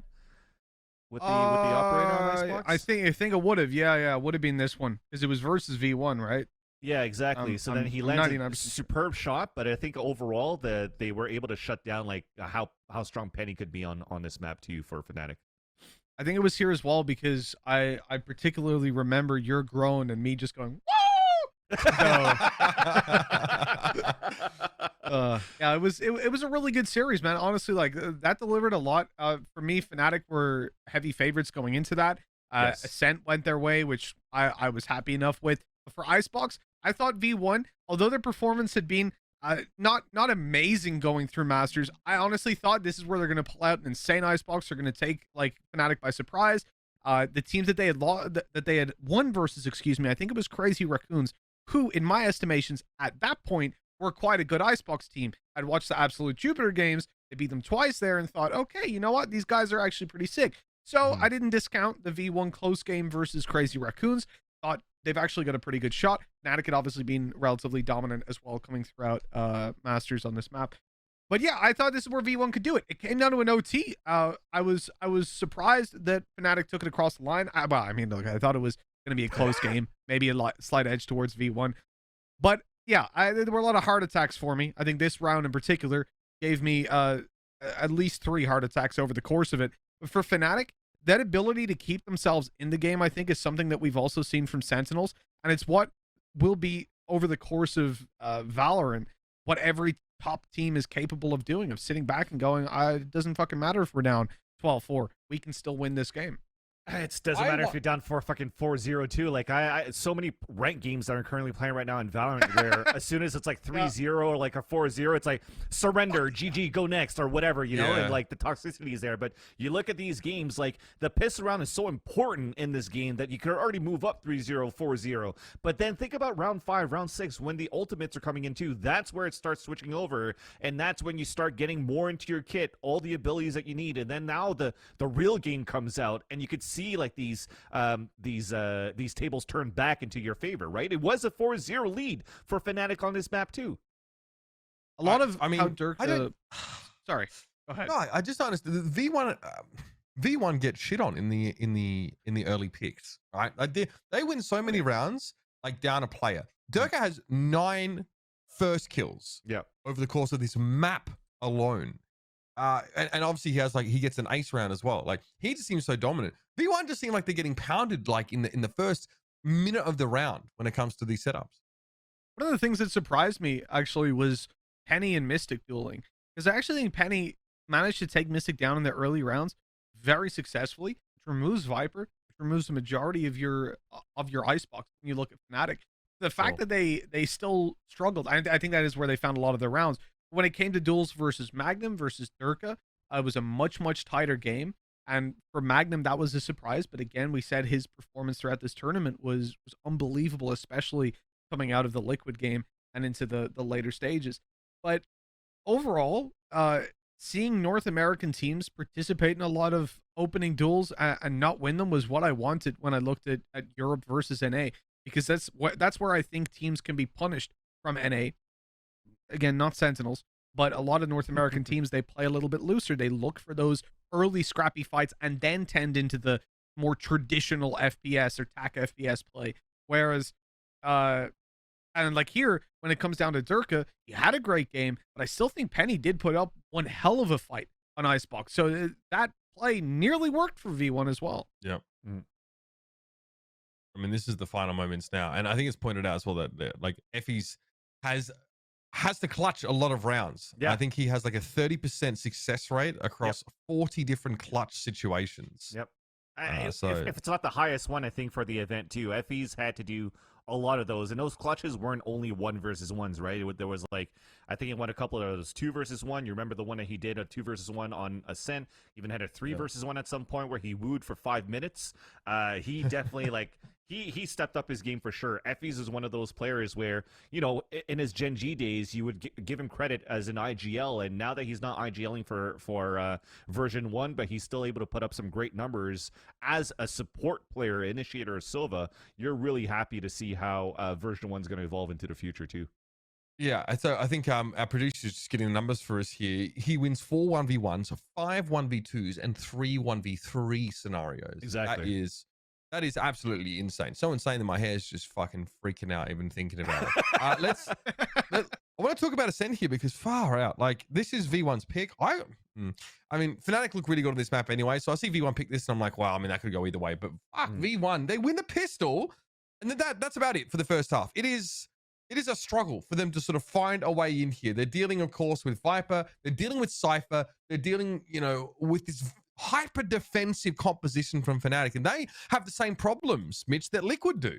Yeah, this is exactly what we said, right? We looked at that Liquid game, that Fnatic on defensive side, they are just going to be so strong with this comp. And dealing with Mystic was great on Icebox, not so much here. You know, when you're dealing, like, the thing is, even when you get rid of Mystic, they still have so much left to fall back on because of Magnum's ability in this series. I remember exactly what I said to you during this. I can't repeat it on air. That this sickened me from Celsius, because he even gets hit with the Cloudburst. I knew he was close. The dash comes in, he turns for the dash, and he still gets the kill. It's like, come on, man. Well, it's Come on, everything went against him there. It's the second player coming out of the divide, I think, that just misses the opportunity, right? Because like he gets turned, and then he has time to turn at 180 and get the kill. You know, I mean, it's almost Soulcast level soul. I think they almost presumed, though, like, we've just hit this guy wanted the sneaky play up close. We've hit him with a Cloudburst. Now, remember, he didn't even need to fake sound because with the Cosmic Divide up, you can't hear if he jumps down. So they hit him with the Cloudburst. They're like, right, this guy's close. We've caught him. So there's no way, you know, if we're talking EU here, I don't know any player that goes, I'm just going to fucking stand here. I'm just going to wait for him to walk through. And Celsius is like, nah, screw it. We've got the man advantage. We've got the time. I'm going to take this risk. And he wins it out because of it. This play, I think Boaster allows himself to get purposely detained in this play. It was so sick. Just technically, yes. So technically what's happening right now, because there's a Viper Pit on the defense, you're throwing out a Killjoy ult. So what Bolster does, he's like, okay, I'm already low HP for one. And the second one, since the Viper Pit is still up, I'm going to bait it out so that they think that when you actually do get locked down, that you do get a player down, it's the Viper itself. And the Viper goes all the way back towards spawn to do a set molly onto the spike to get the second player through the toxicity as the Cloud was still going down, jumping in on the second defenseman. It was so well done there for Fnatic. You run the risk, right, of your Viper's Pit integrity running out while you're out of it, yeah? Like there is only a set duration that you can be outside of the pit. So correct.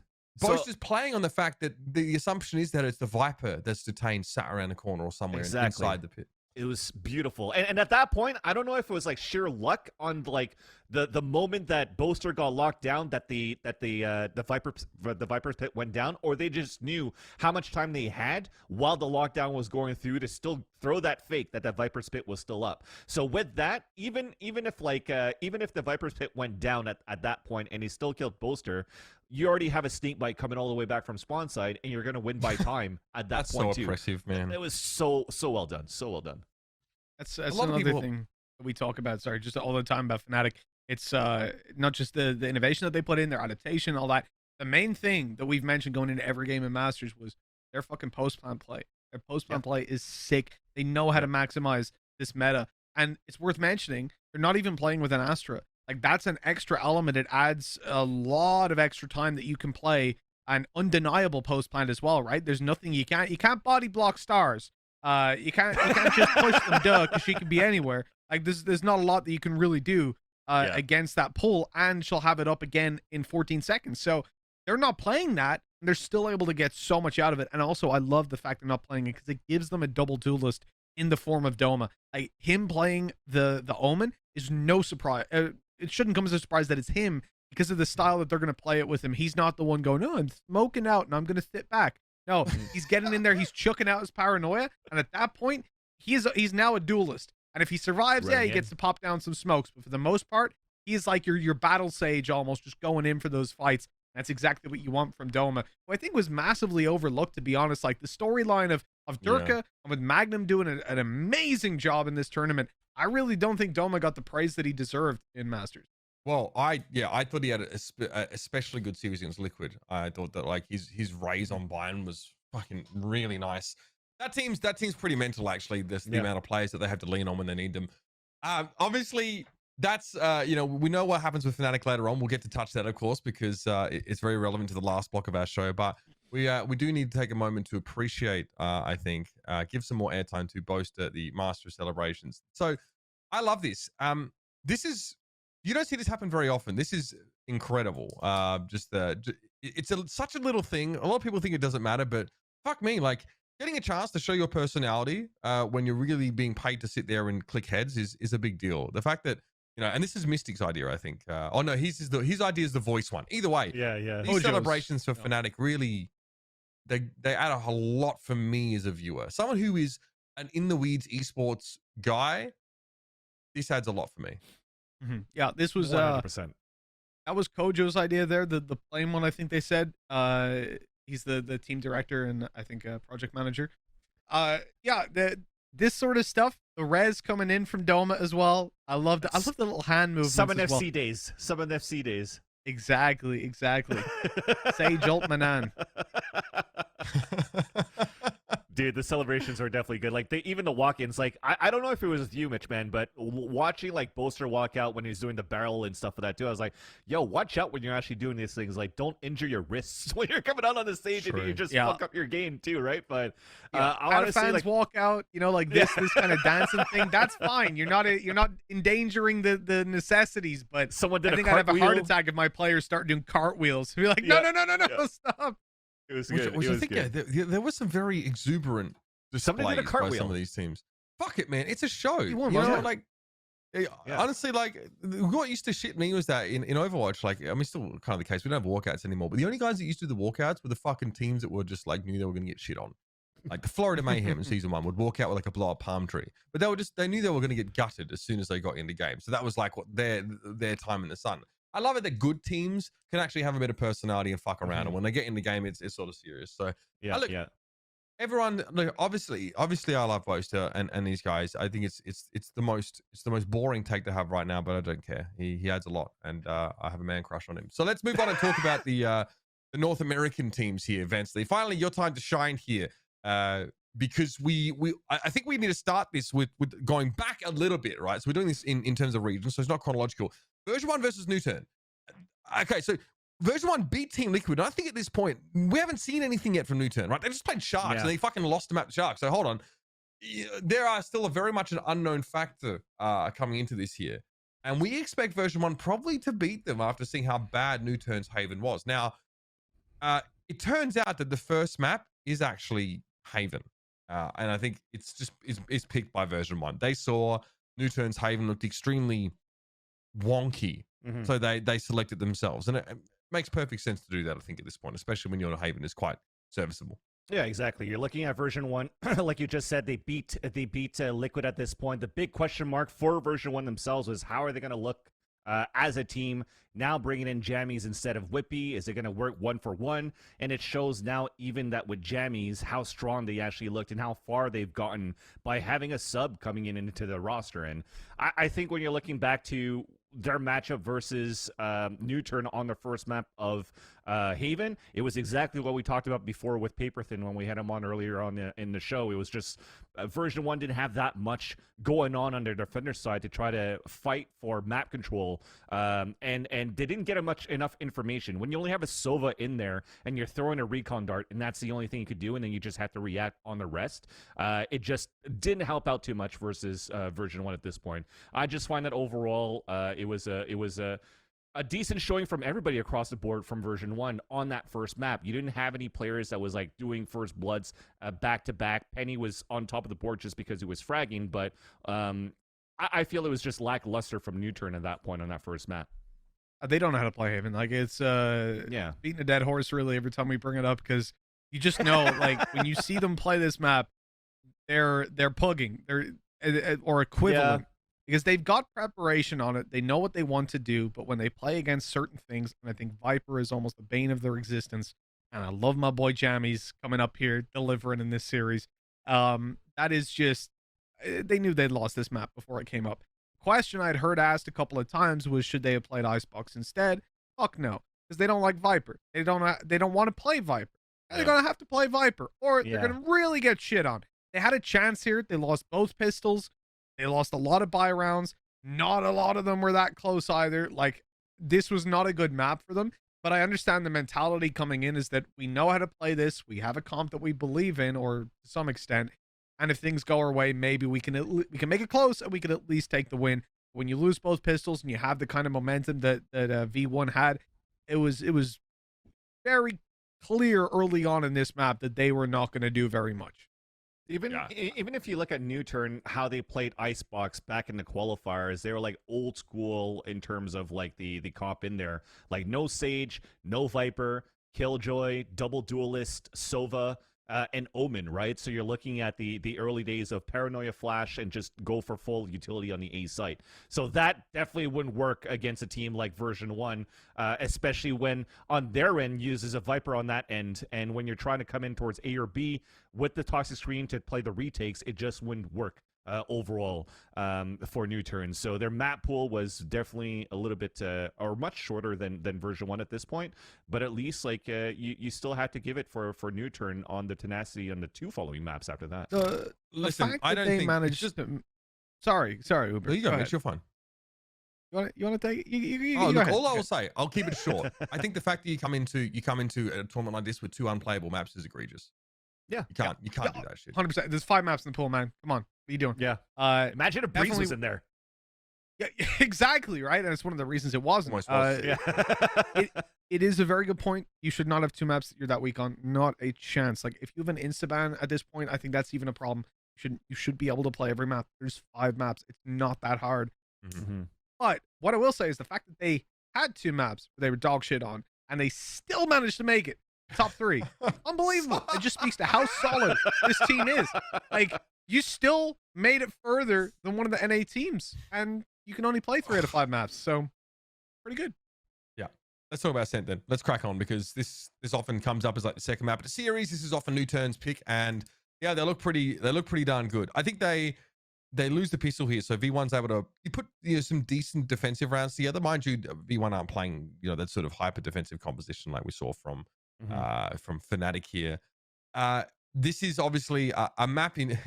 I couldn't believe this. To be fair, I was being a bit of a scoreboard, Stephen, when I was trying to look up this game and see Effie's come out with 30 kills and 14 deaths, and they still V1. They fuck up another overtime. It gets pointed out in chat. They're 0 for 4 from overtimes in Iceland. Yeah, Just don't look at Effie's next map.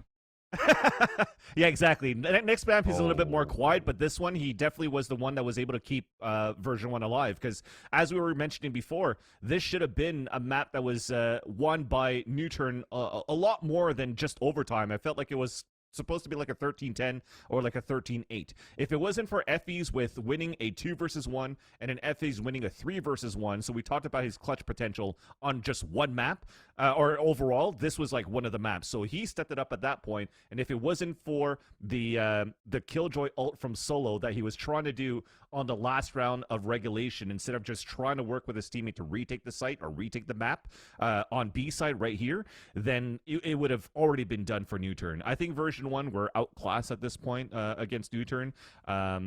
Expecting that it was going to be an easier map on Ascent, when they actually beat Sentinels like 13-4 or 13-5 during the NA regionals, being very comfortable on this map, it definitely hits and hurts the morale. Can I point out, because I heard someone say that Lakia using his ult the way he did, looking at the floor, that first of all, like, it's not new, and in a way, I agree. I've seen people do it before.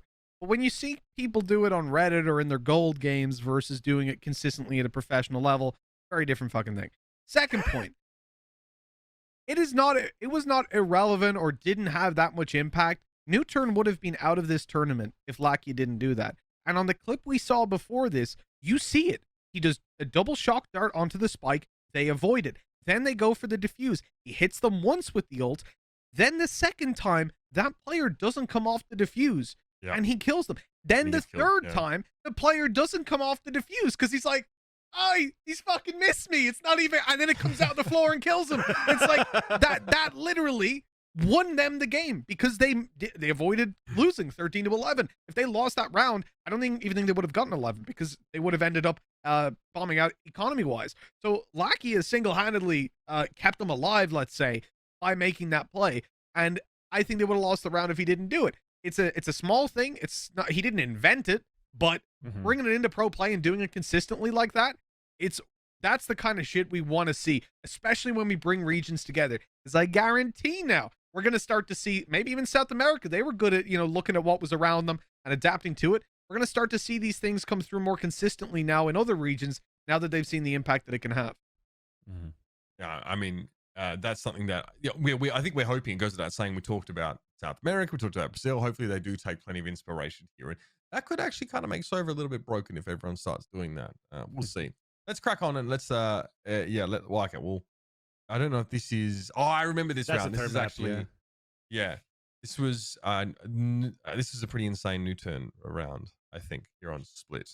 We'll talk about this a little bit, and then we'll probably try and move on because we've covered a lot of both V1 and NuTurn at this stage. We're 2 hours deep, and I do want to really, really dig into what we saw in the finals here. But enjoy the 3v5 while Vansilli explains what's going on. Yeah, so basically we're looking at just a retake being played by NuTurn at this point. We're just looking at how the communication came in for NuTurn at the same point. I'm pretty sure this is a round that they lose here for NuTurn because it still comes, or I don't know actually anymore.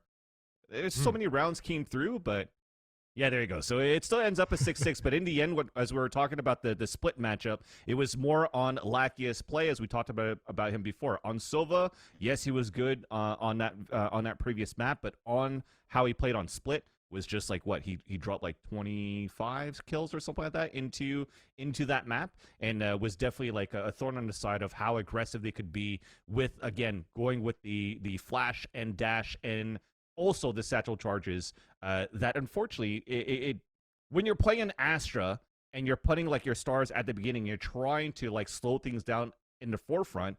When you're able to dash through and satchel charge through all of that utility, it gets a little bit harder for you as an Astra player trying to anchor into the site when you don't have any other type of ability to try to slow down and set up inside that spot.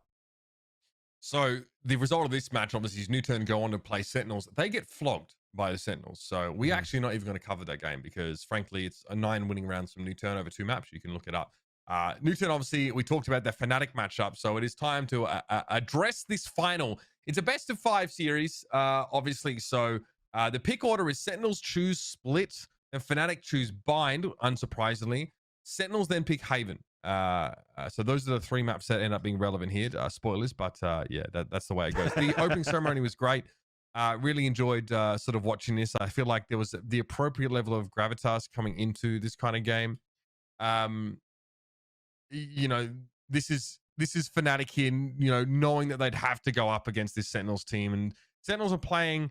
People talk about upper bracket advantage. Well, Sentinels have an extra day of rest. They play less games. They arguably come in a lot more fresh here. They only have to get 3 wins to get to where they are. Yeah. Fans made a great point. A really good point on the desk before we went into this game, and it was that Sentinels might make a little bit of a mistake if they pick Split, because whilst we knew that Fnatic didn't really like it and they insta-ban it, you also don't know how they play it, right? It's an unknown factor. And I liked it. Was it Haven that you said you wanted them to pick instead? Yeah, exactly. Because they had like the best record at Haven overall, unstoppable in their last 9 or 10 games played on Haven too. I was glad I got to see both of them because it didn't leave us with a what if, Correct. But if you look at it, they were still both extremely close. And honestly, I was kicking myself, not just because Sentinels won, but because I really wanted your point to have even more weight to advance. If they actually lost the map, it would have been fantastic because at least you would have got the fucking map. But no, because it went to OT, right? It was super, super close. And every single time these guys played, let me double check, right? OT, 13-11. 13-11, I think, or so, yeah. And then what was the other one? The 2-0 they had, it was like 13-10, right? 13-11, yeah, 13-11, 13-11. Yeah. So they had one map that didn't go the distance, and that was one round off the full 24. So like dude, like the matchup between these two, honestly, I want to fly them back out now. Get another fucking match done. Only I just don't want to lose three times in a row. It's pretty inconclusive. Yeah, okay. So obviously there's no doubt that Sentinels are the undisputed champions of this event, but with V1 sort of obviously losing to a European team and Fnatic being in the final, you know, there's no definitive evidence of regional superiority. But you know, obviously a lot of North American fans should be very happy to see Sentinels take things away. Yeah. Okay, so let's talk about Split, because both these teams actually have problems on defense. As we go through this, fans. Yeah, and exactly. So the reason why I wanted to say that Fnatic should have brought, or should I say Sentinel should have picked Haven instead of playing Split at first, is because the last time Fnatic played on this map, where we have footage on them, was twice that they played against Liquid, and the last time they played it, they had a triple duelist.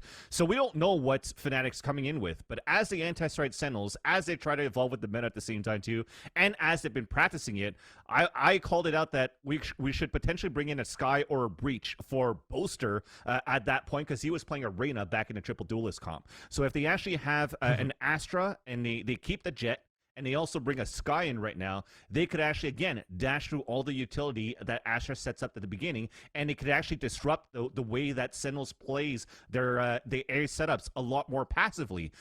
So it did work at some point. Doma's the one that's going to play the Sky, and Bolster is going to be the one that's going to play the Astra, and you're still able to have a little bit more with Durka at that point. So to see Sentinels get such a big lead in the first place, but then see Fnatic come back once they take their attacker side too, it shows that it was definitely a close game, that Fnatic were definitely prepared to anti-strat how Sentinels kind of played it. But what I did like from Sentinels too was that they slightly changed their playstyle of playing their attack on Split as well, because Dapper didn't always lurk down towards the A side as we know him to. When he actually still places his utility on the A side, he's still working towards mid at the beginning or working towards B at the beginning, and for Fnatic, they still posted like 2 players up on a ramp just to try to take him down early in the beginning, which means they had less player on mid, less players on B side, and Sentinels were able to capitalize that on their attack. It makes it very, very hard to figure out how you're supposed to play a game like this when your opponent is doing what I've begged teams to do since the conception of Valorant, or at least a couple months in when data was properly out there.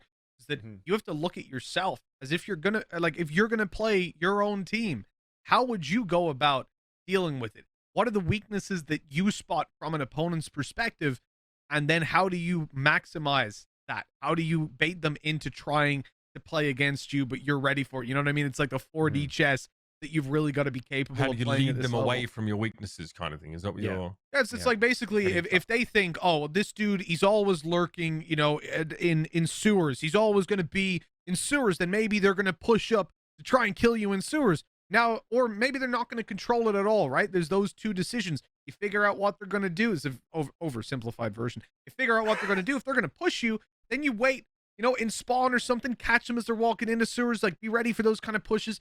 Those sort of things, or like a more actual realistic example is they'll always peak on round 4 with a Jet in vents. Well, maybe you want to be ready for them to hold that now. You don't do it all of a sudden because you know they're going to be ready for you, or you have that well-placed flash for where that guy's going to be so you can take him down. And it's these sort of things, getting ahead of the problem before it becomes a problem is one of the most important things that I think nowhere near enough teams do or even think of in that aspect. This is the round that sends us to overtime here, and I kind of want to, you know, obviously Durka is on the Jet on this particular map, and I think he looks a little uncomfortable from a you know, sort of a layman's perspective here. It seems like Fnatic aren't able to get the most out of their Finnish superstar here. It's just unfortunate that Magnum, like from, as we mentioned before, the second half or end tail of the tournament has like the best showing ever of his career, where Durka, who's been consistently like a thorn in the side for a lot of the players, a lot of the teams, and top fragging for Fnatic, has the most quiet series for Fnatic in the end. And that could have been a detriment right now to the result, to see how Fnatic maybe potentially lost that series versus Sentinels, because as we watched that round that brought it into overtime, that's Sentinels on a broken bye. And the round that beats Fnatic on the third map too on Haven is another broken bye that they win. So Fnatic, it was a meme when Bolster tweeted out that they threw out 3 maps, but there was definitely a larger potential for Fnatic to be able to win that map or win the map, because they were facing map point, against a broken buy and couldn't close it. Yeah, Can one of the things. Sorry, go ahead. Uber. Oh, I was just going to say, I think that it's a good point, but brought up in chat. Sentinels tend to target the jet players on the opposing sides. Some of their That's biggest what I wins was come just from about like to shutting say. down like Baby Bay and stuff. I remember they target him specifically.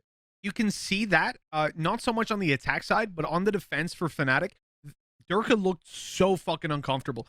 Everything that he tried to do, there was a round where he picked up an AWP and went mid and got the pick. There was a round where he pushed up A and got the pick, and it was good. He was starting to get a little bit of groundwork done. But then Sentinels came in, and they were ready for him. They were specifically shutting this guy down. And yes, Magnum stepped up and had an insane series, had an insane tournament. I don't think that that's particularly tied to Durka doing poorly. I don't think there was necessarily that extra slack. He was just playing unbelievable. Yeah. If Durka was, and this isn't on him, I don't think Durka had a bad game. I don't think Fnatic's approach was bad.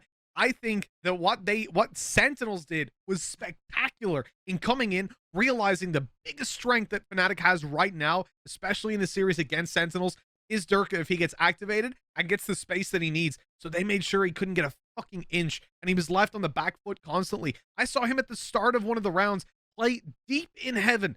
I've never fucking seen that. He's always, poking out, contesting, but Shazam would be there. He'd be popping him in the head, and all of a sudden, you don't feel free to take the space that you normally do. You lose one duel, you shrug it off and say, I'll get him next time. You lose 2, 3, starts to play with your decision-making, and you're no longer that star player that we're used to seeing. Now you're like some deactivated, lobotomized version, can't do quite as much as you should be able to, and it makes sense, right? Because if you kept doing it, and it kept backfiring, you're throwing the fucking game. So it was the right call. I think on the attack, the thing that I would praise Durka for the most is that when they go attack, and this goes throughout the series, He still pushes. he was putting himself in a position where he was like, fuck it, dude. I don't care. I don't need to get kills. I don't need to save my stats. He would dive in, and his teammates would trade him. That's what activates a lot of these players to still have the ability to make this a super tight series, even though what we would often tick off as a win condition before the game even starts of Durka performing wasn't quite there. He still found a way to be impactful. So I really appreciate that, especially in young players,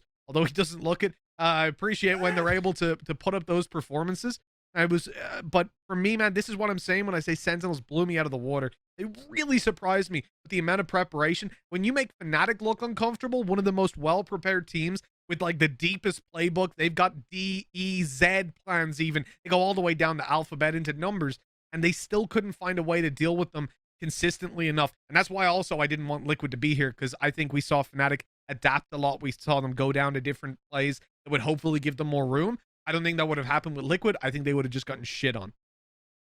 Durka is also -8 over the series first kill to first death ratio as well. I think he really struggled. Conversely, I think TenZ is +17 first kill first death. Let's go on to Bind here, because we'll talk about agent selection on Bind. I think is quite important because TenZ is the only player that's playing Reyna right now, and I'd love your take on exactly why that is and why that's working, because it's a little bizarre. It's very TenZ, and it's undeniable that, especially on Bind, it's a huge part of where Sentinel's success originates.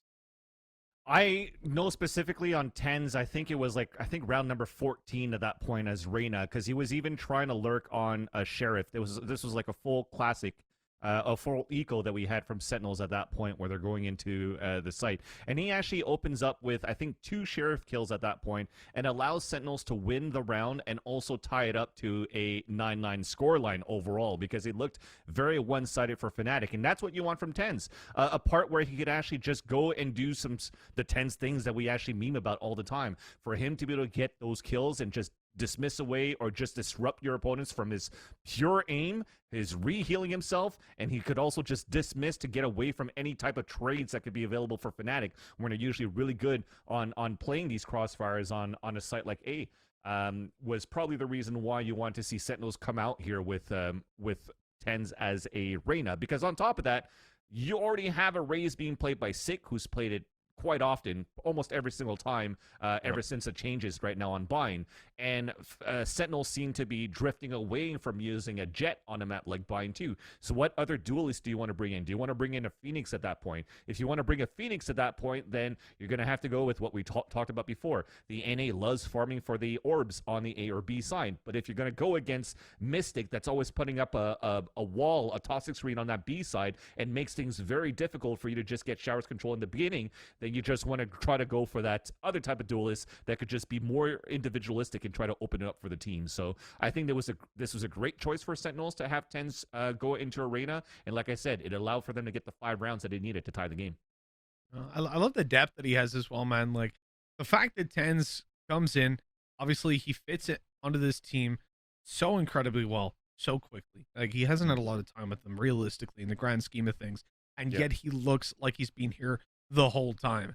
You add that into the fact that he's able to pretty much take out any duelist that they want and play it like it's his main, like he's the best in the world on that particular duelist. I think that's why right now for me he is just the best player in the world. Like there's so many factors that should make it more difficult for him to perform and show up the way that he is, and yet those factors just don't seem to matter to him, and he performs despite it all. And then add in the fact that Sentinels don't have those background like your coach, your analyst. They don't have any of that sort of stuff. They're able to just do this, like the chemistry that they must have. And there's a point that I brought up on another show that there's when you look at Sentinels right now, they're playing without those support staff, which means everybody has to put in so much more work. Like every single part of your prep when it comes to VOD reviewing yourself, your opponents, developing your strats, looking back at your practices and how they went, what you can do better, all this sort of stuff. Now the players take on a lot of that responsibility, and it's like being in your school project, right? You got your class project, your science fair, you're building a little rocket for the fair, and there's always that one dick, right, who's just not going to do any of the work, who's going to sit there and be like, yeah, I made the rocket, and he didn't fucking touch it. He doesn't even know what the rocket's called, what color it is. I ain't got a clue. But for like the trust that they must have in each other to all do what is a lot of work and deliver it to the highest standard, to what I think is going to be accepted as the highest standard in the world right now. It's honestly phenomenal. And it really like inspires me when you look at these guys and how solid individually they have to be, mentally, prep wise. Like they live for this game right now. And the biggest tragedy is going to be if TenZ doesn't stay on this roster. Yeah, I think from his perspective, you just saw TenZ dealing with the post-plant scenario. I think like that was a great clip to illustrate how it feels to play against Fnatic's comp. So it almost feels like, obviously there's no Astra for Fnatic. They don't run it. They actually run the Brimstone instead. Do you think that's a one-to-one comparison? Do you think if not the Astra, if not the Brim, that Boaster will be playing Astra? And maybe tell us, maybe get some thoughts on sort of how those differ, or whether it's just a personal style decision. Why one or the other? Do you think? I think she's a lot slower. She's a lot so when you're playing Astra, you're removed from the action a lot. Her ulti is dog shit. Like you don't get the same pace out of the game as you do when you're playing a Brimstone. And in terms of post-plant ability, I think she's probably slightly better. She has that pull that she can use every 14 seconds.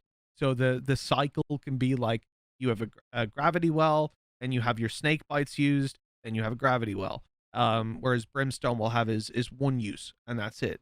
But I do think that overall, Brimstone suits Fnatic a bit more because they can have that blitz ability to go out onto sites quickly.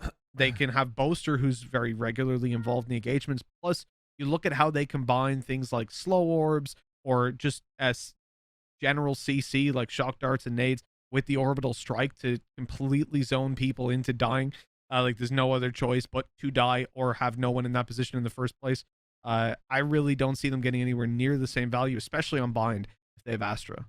Yeah, I think that right now with Fnatic on bind with Brimstone, I do like the Brimstone play because of how fast they execute in the game. And the main plan for them is keep Mystic alive. Just try to keep him alive and try to play passively. You have Boaster that could put up the smokes that he puts on both sides of triple. And I think because they're a lot more dustier in there too, like the smokes itself, you can't really play inside of them. For example, when you throw nebulas, you kind of can. That could actually surprise you as you're trying to go for a plant on these fast execute that Fnatic kind of has.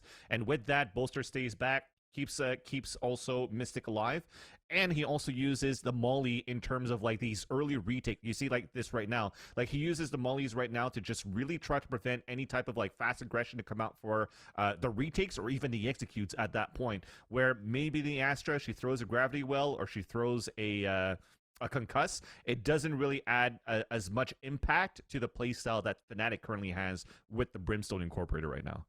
it feels like this is I think this is where Fnatic looks strongest on any map on any side, is defense B.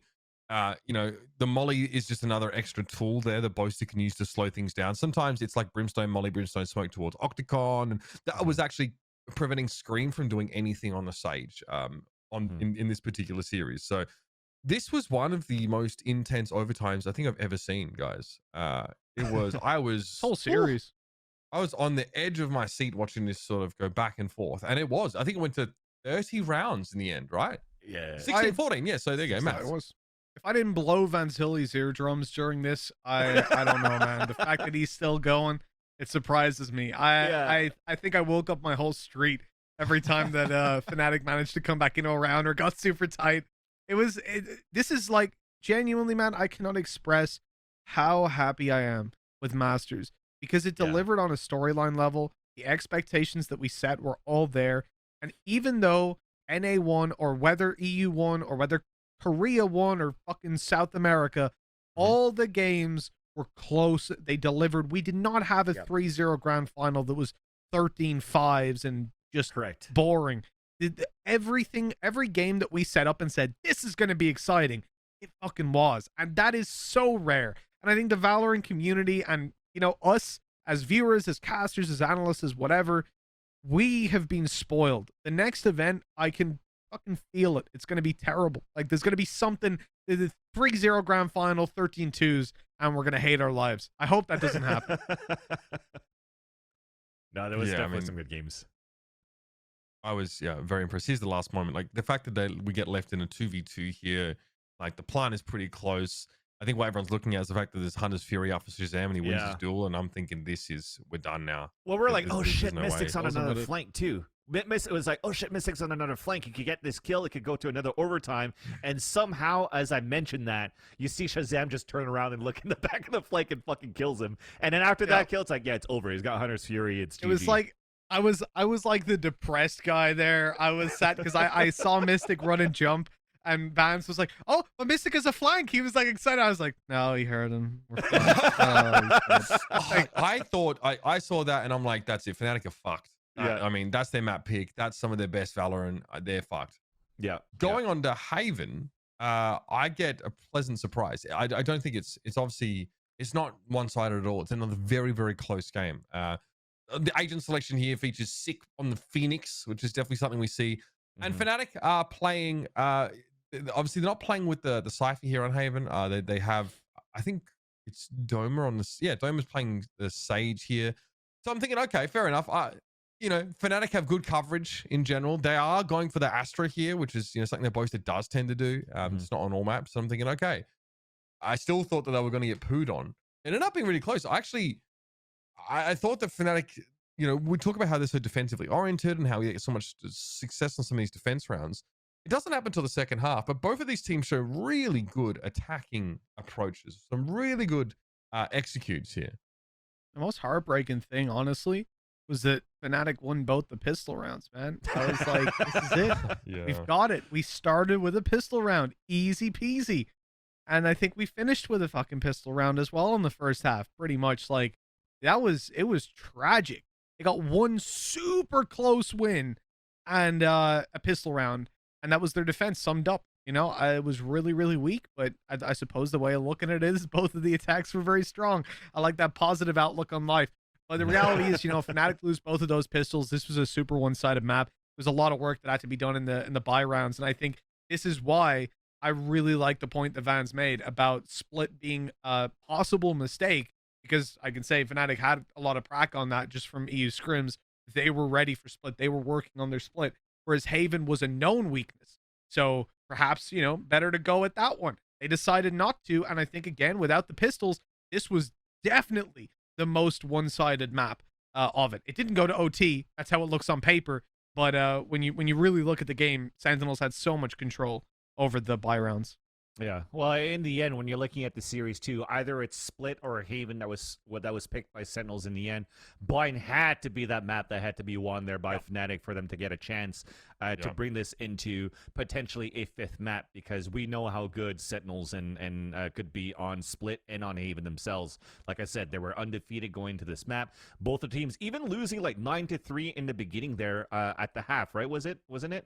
And then it was like but they won the pistol in the so second. 6 rounds, 1 in a row there for Fnatic. So despite them losing 9-3 on the half on their defender side, when they took the attack, they just simply dashed into the fucking site for the pistol round for Fnatic. Like, they didn't care. Like, they just actually said, let's take away the pressure. We don't have any pressure at all. Let's play our own game. And they made it into the B side so fast and won that pistol in the end too, which made things a little bit difficult there for Sentinels to try to claw back into this one. So you definitely saw that there was a lot of fight going in for Fnatic at this point.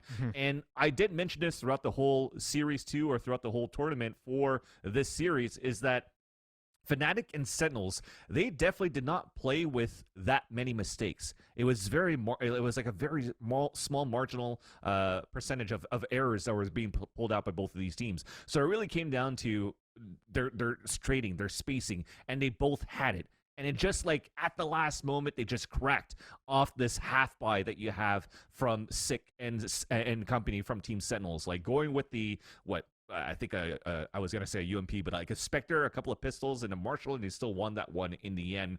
It just shows how good Sentinels could be as well on these half buys, especially on Haven. We're just used to how they're so good at playing so fast and trading very quickly. I think it's worth mentioning as well. In the rounds where they had full bot, and what I'm going off of on full bot, I just took a look at VLR, and I went on to the economy. Because I remembered the game. I thought, I really felt like Sentinels dominated the buy rounds. Take a look here. And of the full buy rounds, the $3, right? 20K plus, they lost 2. Yeah. 2 in the whole map, not on one side. Like, when it came to half buys, they had a huge success rate as well. On full buys, they dominated.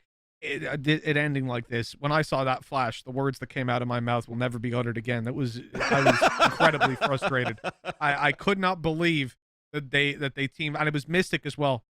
My boy, I want true love, and he comes out and does that. Come on, Mystic.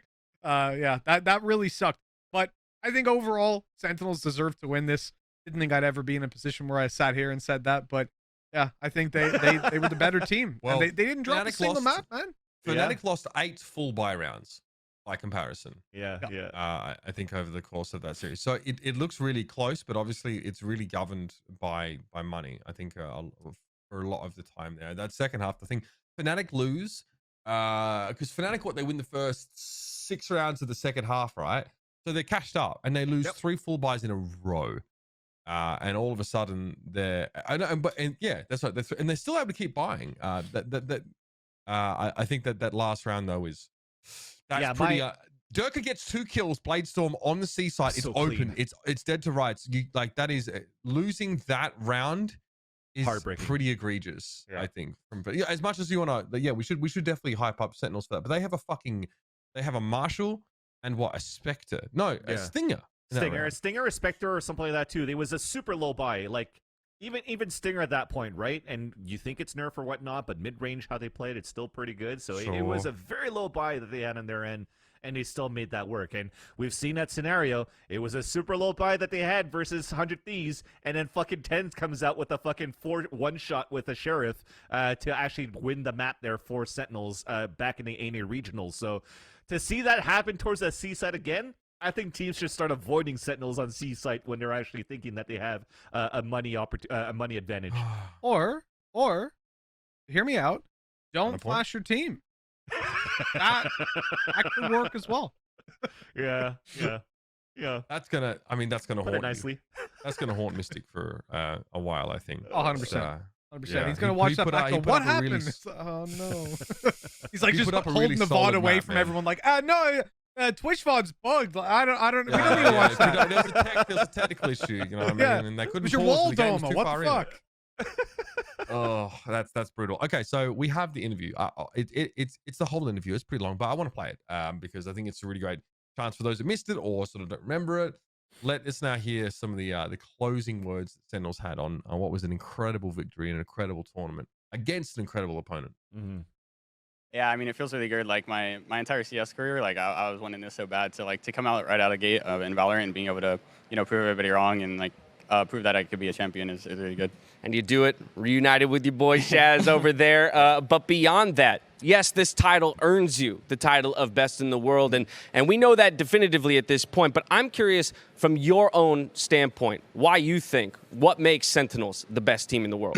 Yeah, honestly, it's really just our adaptability and like the chemistry we have together. It's actually insane.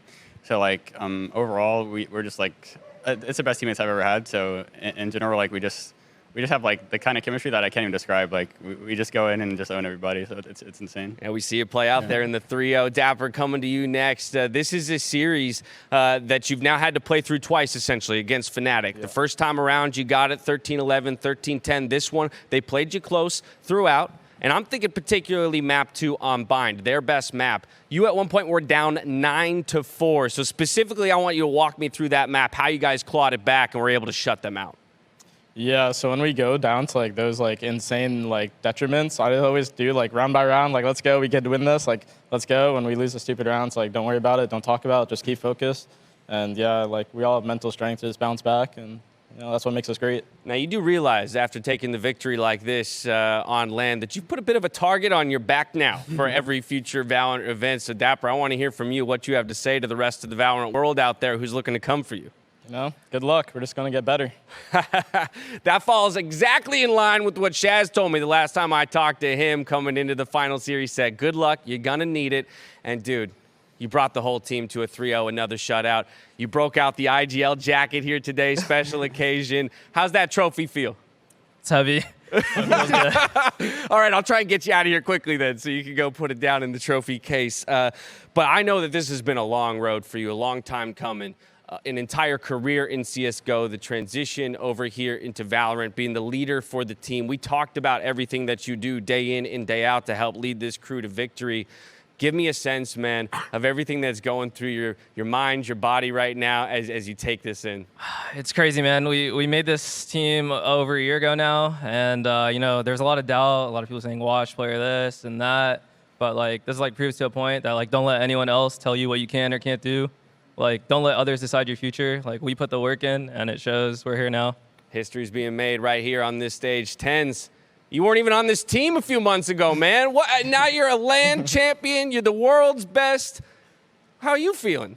Always, like, I feel wonderful. This team is amazing, and I feel right at home with them. And hopefully I can continue playing with them because this is the best team I've ever played on. I mean, you are so early on in your career, such a young player with so much promise, and it seems the way the world talks about you that there has to be this pressure building. And there was a lot of conversation about how it would perform out here on a LAN in and of itself. How are you responding to that pressure? How are you taking all of that in? For me, it doesn't feel like I'm nervous. I would think I would get nervous, especially since people might doubt me from my CS days on LAN, but you know what? Like, it's a new game, and I'm sorry. It's just amazing, man. It's a new game, and you're at the top, dude. Take it in. Breathe it in. There's no one else out there to steal that oxygen. Zoms, finally for you, this is a game, Valorant, a scene that has brought players around from all different game types, yourself included, Overwatch, Apex. I want to first get a little bit of a sense of what the transition was like for you as a player from one scene to another. Yeah, I mean, it's pretty easy for me. I'm just insane at every FPS. Any new game that comes out, I'll be pro, whatever, you know. You know how it is for the All right, nation. well, but okay, you just stick around in Valorant for a bit, will you? We'll see what happens. No guarantee. All right, talk like that is what I love to hear. We know that from here we're looking at Berlin, and in fact, with this victory, I don't know if you guys know this, but you have already locked a spot in Champions at the end of the year. So I also want to get a sense from you how that feels. So not only take the victory here, but to have propelled yourself into that position. Yeah, it feels super good. I mean, that's the main thing we want to win. That's our goal, to win Champions end of the year. This is just the stepping stone, and we're going to take Champions. Alrighty. Well, once again, to all of you, congratulations on a phenomenal achievement. And to everyone around the world, what an incredible journey this has been. Bringing together the best teams from around the world to compete He actually said Zoms Nation. Zoms said Zoms Nation. All right, so in fairness, Zoms, well, I mean, you know, he talks about how he's insane at every game. In fairness, he put a lot of work in Overwatch, and he was pretty good. I don't think he was that good, but he was pretty good. Valorant, obviously, a very different story for him. He really fits well into that team. Yeah, yes, yeah, you could say that for sure. We have breaking news about, well, I'm breaking. I mean, everyone's probably seen it by now, but this is from the Esports Observer, an article that it's developing. This news is developing, talking about the fact that maybe TenZ's contract may well have been bought out. So cool. So, you know, obviously, yada yada, normal stuff. Sources have told TEO that the transaction has been done, and it was a 7-figure deal, which is consistent with what we've heard about the buyout price, guys. Yeah. Well, it was rumored to be like 5 million at first, and then I said as a joke on the broadcast that it was going to be 17 million. So now to see that it's a 7-figure deal, it's pretty fucking sick at this point. Like it shows the value of how TenZ is and how much he's brought into the team, and how much Sentinels continues to look a lot stronger now since the recent changes that they had with the last player that they had into the roster, right? So I'm super happy to hear this. I'm super happy that TenZ, if this all of this is true, that he's not stuck in contract jail, and we could definitely see a continuation of the dominance of Sentinels in Valorant. You know, I just took a look because I wanted to find out, to justify that 7-figure deal. I wanted to go and take a look at Champions. Where is it here? Champions. Okay. Oh, it's not announced yet. God, I was hoping I'd have a bang, you know, like big number. So Champions gonna be a lot of money, realistically. We look at Masters. It was, how big was that prize pool? I know 200K, 100K. Yeah, 600. Yeah, roughly. 600. I know 200K was first, 100K was second. So yeah, 600-ish. If it's 600K, that's Masters. Champions, $1 million. Like, roughly, you're gonna get like half a mil for winning, 600K, 800K. You're gonna get a lot of money for winning. And for Sentinels, they're currently guaranteed the spot. So first of all, you don't want to lose a player off the roster, because now you lose 2 more, you're in trouble. So they're not gonna want to give him up for that reason. He is literally the best player in the world. So you're not gonna want to give him up for that reason. And the value that he potentially brings you over the course of Challengers, Masters, and then coming into Champions, that could be, you know, 1.52 million worth of prize pool. Yes, not all that will go to the organization. Obviously, we don't know what the percentages are, blah, blah, blah. But it is a large chunk of prize pool, a large chunk of representation of your brand, and it keeps on point. Like, if you're the #1 team, you're going to be the one that everybody's talking about. So in terms of justifying that figure, like, it sounds like a lot of money, and it is, but it makes sense. And also right now, we know Cloud9 kind of need a little bit of cash based on their operation in Counter-Strike. So it makes sense why they're taking it. Takes a lot of money to build a Colossus, Mitch. Just saying. A lot more than they had, maybe? I don't know. No, they needed more time there. Let's give them that. I mean, from an investment perspective, you have to have some. What I find interesting is that you have to be able to have some way of quantifying what a potential return is to make it actually a business decision that makes sense. So sometimes you use prize money to dictate that, but rarely does the split of prize money actually become relevant to a team's accounting, unless it's like Fortnite level prize money, or Dota for that reason. So, you know, I think that there's, you know, I'd be interested to see what a contract for TenZ looks like, and sort of in the sort of term it stipulates, and what kind of non-competes are there, because obviously that's what Cloud9 obviously tried to do with him. Now, I think the only revenue that Cloud9 were really able to garner from TenZ would have been how it inflated their books, because his sub revenue would have gone through their Twitch network, and that would have shown up on Cloud9's books as earned revenue.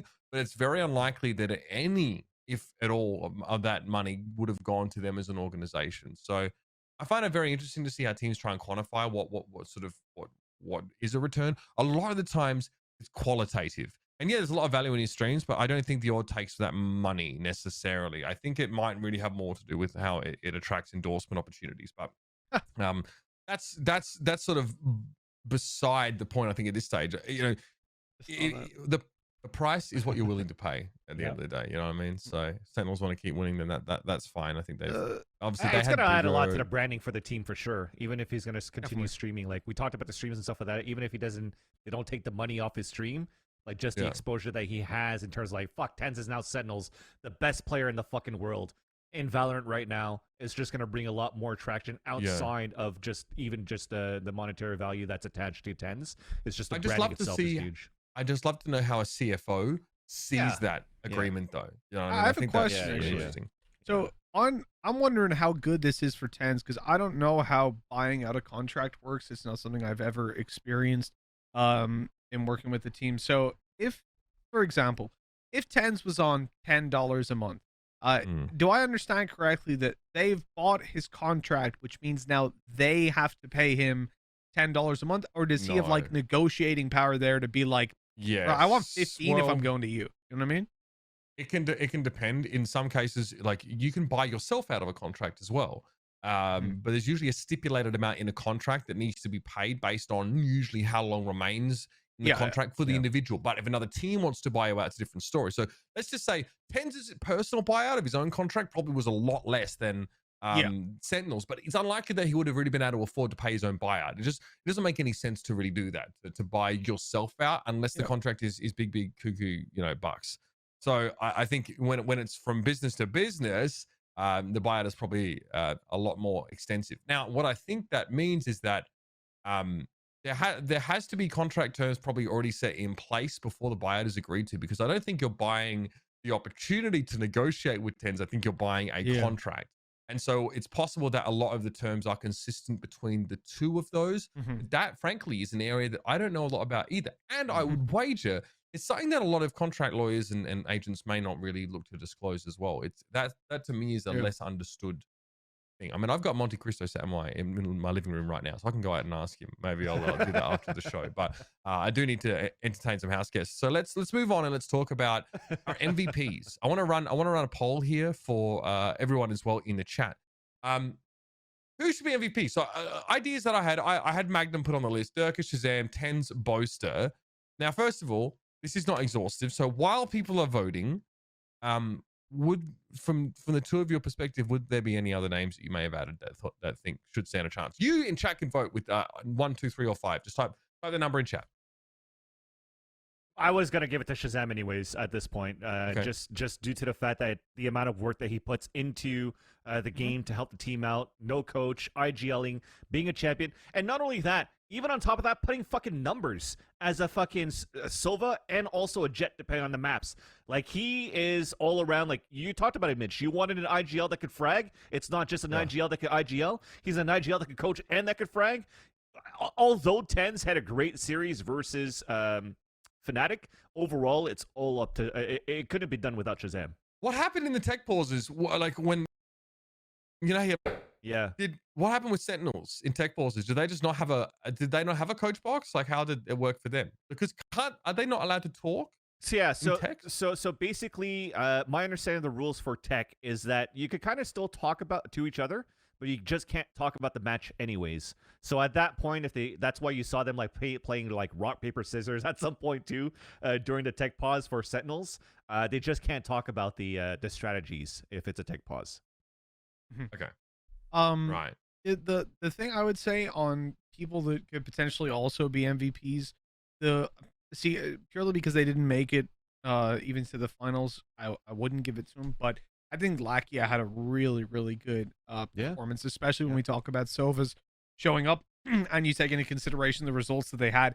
I mean, for Sentinels, all your stats are going to be inflated because, as an individual, let's say, all your stats are going to be inflated because you won every single game. You didn't drop a map. Whereas even when it seemed like there were bad maps there, Lakia was still showing up and having an incredible performance. So I think he was definitely a standout player for me.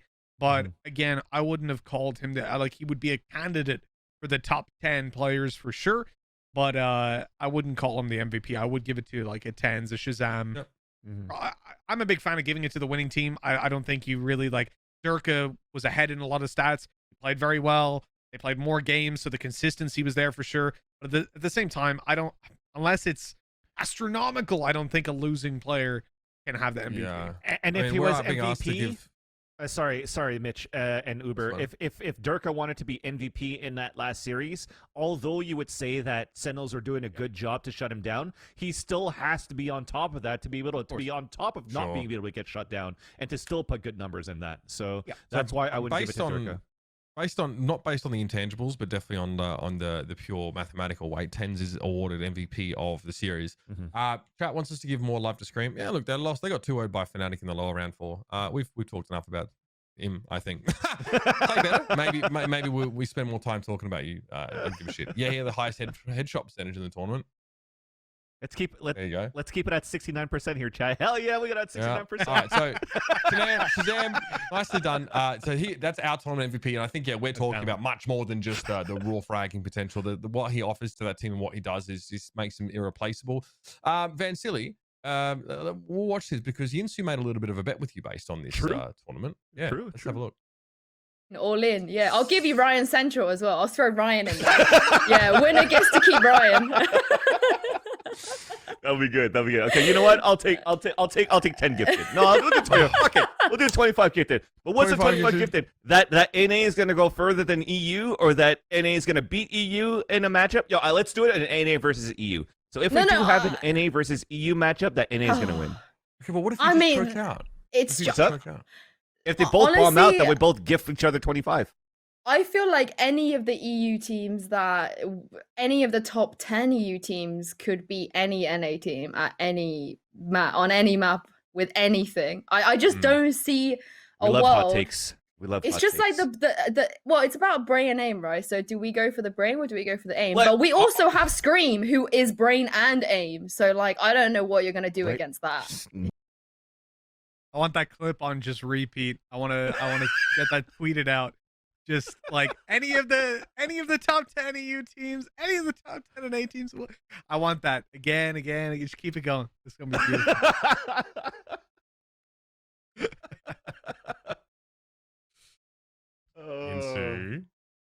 Okay, some smack talk there. Extreme confidence. So looking forward to welcoming Ryan Central to the show. For exactly. We're going to be getting paid.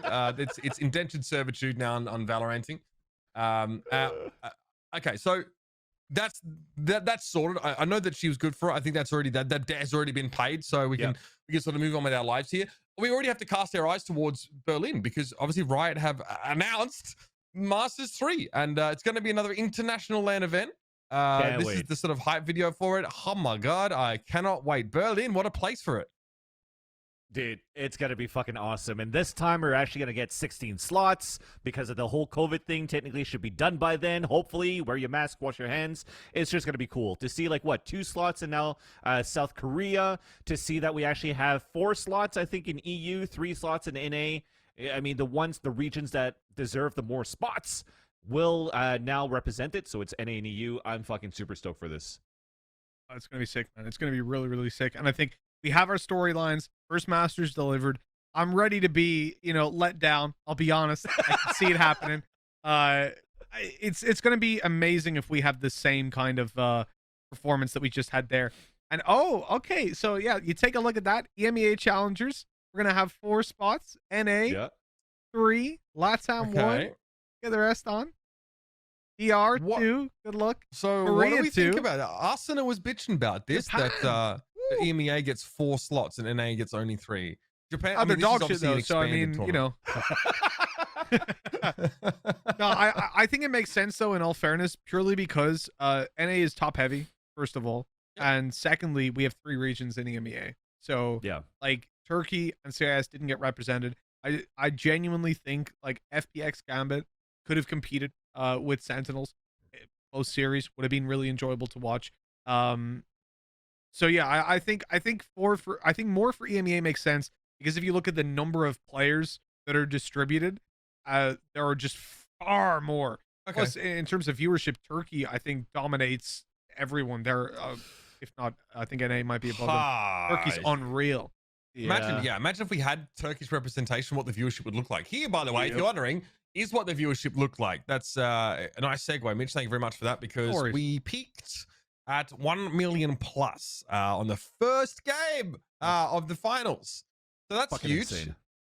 Insane. Congratulations. I as someone from the Overwatch League, I have no idea what that feels like. It's been a long time since I felt that way. So.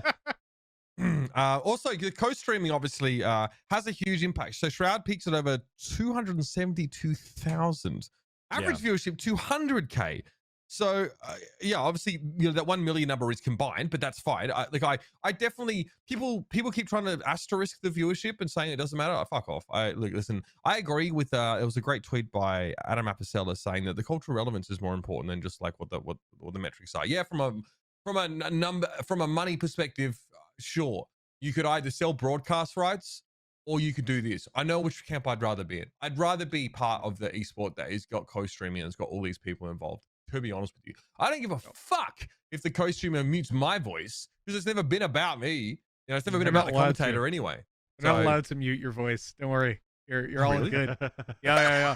This was a conversation where Shroud on the stream. I was watching it. I was like hopping between the different co-streams and stuff. And the chat was like, Shroud, turn up the volume. You know, we can't hear the game. We can't hear the casters. And he was like, fuck the casters, bro. They're too loud. They're too loud. I can't think. But so he wanted to mute it, but he wasn't allowed. So he just had it like super quiet. So interesting. He wanted to hear the footsteps and stuff. You know, like that was what he was after. Sure. The chat was like, but dude, we want to hear the commentary. And then he was like, I don't want to fucking hear the commentary at all. If I understand correctly too, the co-streamers were allowed to have a clean feed that actually had just the game sounds and audios in there anyways. Yeah. So I don't know. Okay, I heard he wasn't allowed to mute it. So maybe he wasn't using I'm not sure. I'm not sure. Yeah, I don't know. I don't know. It was either or, but I heard that they were able to get a clean feed, which is why there was a clean feed that was leaked every fucking day on Reddit. So yeah, okay, that's true. Yeah, the non-commentated stream. Fair enough. I mean, interested to see how that turns up. I don't care personally, but I can see how some people might. Oh, no, people are listening to the co-stream. They're not listening to my voice. Yeah, well, you suck. It's fine. Don't worry about it. I guess just quickly before we move on here, Uber, I guess the bigger question is, if once we get to a point where, hey, we're not going to, how much of that percentage from co-streaming is going to be retained on the main Valorant stream if we're just going to keep one Valorant stream with no co-streaming after, right? Because right now it's like, hey, you're looking at the Valorant stream, it has, let's say, 180,000, but then Shroud has 250. If it was just on the twitch.tv/Valorant, would it be that combined 300 and something overall, or are we going to lose a lot of that percentage because it's just the fan base that want to go see Shroud? I know a lot of people were watching Shroud who would normally watch the mainstream. At the same time, I think that I do think a lot of it is like the eyes that you're getting on the game. I think it's more valuable to dilute the viewership a little bit. Like, let's say there's 150,000 watching the mainstream. Maybe it'd be 200K if Shroud isn't streaming. So maybe 250K for Shroud. 200K of that is people that wouldn't watch it. But that means that it's 200K people. I don't know what you get like, fans, after casting it, or Uber, I don't know if you play Overwatch and suddenly feel the need to play that game. You're a masochist. But whenever I cast, whenever I watch the game, I'm like, fuck, dude, I want to play some ranked. Until I get into ranked and someone tells me to kill myself instantly. And that happens. The feeling goes away pretty quickly.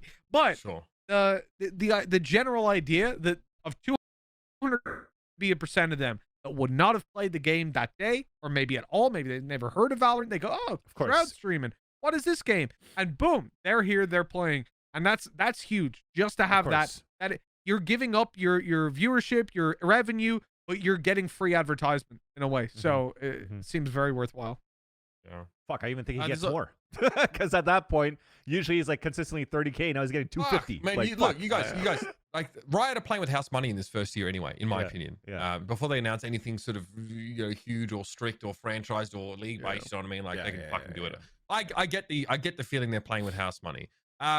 I'll say this: I thought that the talent was by and large excellent. I thought that a couple of the assignments of casting talent on certain games was a bit strange. I can have that opinion, I guess. It's just an opinion. I'm not going to go into detail about it, but I think if your casters out there that are sort of watching and and maybe were either part of the event or not, there was a couple of head scratches there, but in general, I think I think the Valorant guys did a great job of bringing together all of our regional broadcast talent. There are definitely some casters people that would have loved to see be more involved, like your Yinsus, for example. But you know, there are reasons why some people aren't included in that sense. Great to see some of the Korean casters get in there and stuff. And obviously, you know, the EMEA casting group have been doing a stellar job as well. Vansilli, I'm glad they didn't just stick you on the desk. That's excellent. Glad you got to do some casting. I'm glad they sorted their shit out with DDK, because that initial announcement didn't include him in there, and I know for a fact that he wasn't initially, you know, on there. So there was some last minute stuff that had to be done. Yeah, so I don't think the talent that was on the event was an issue for me. Some of the game assignments were. Yeah, I'll say that much. Also, we before we get there, we want to talk about our giveaway. Thanks to those that participated, by the way, in our sort of gift card giveaway here, and it's Jinjeet. Is the one that wins that one. So thank you for everybody that got involved, that liked the post, that retweeted, that followed us. You know, we work hard over here, I think, especially the guys behind the scenes on trying to put a show together each and every week. So it means a lot to us that you guys are involved and interested, and we'd love to get your feedback as well. The show is really long form, and a lot of times it feels like just, you know, a few mates sort of, you know, having a chat, and it can be a little bit scarfed. It could, you know, some, like we have some pretty wild conversations, but it's something that we all care deeply about. It is Valorant, and taking the chance to talk about it at length is something we really enjoy. Gentlemen, again, I just want to reiterate, you did a fantastic job on the event. It was really, really a ton of fun. Thanks, What's coming up next for the two of you before we close the show?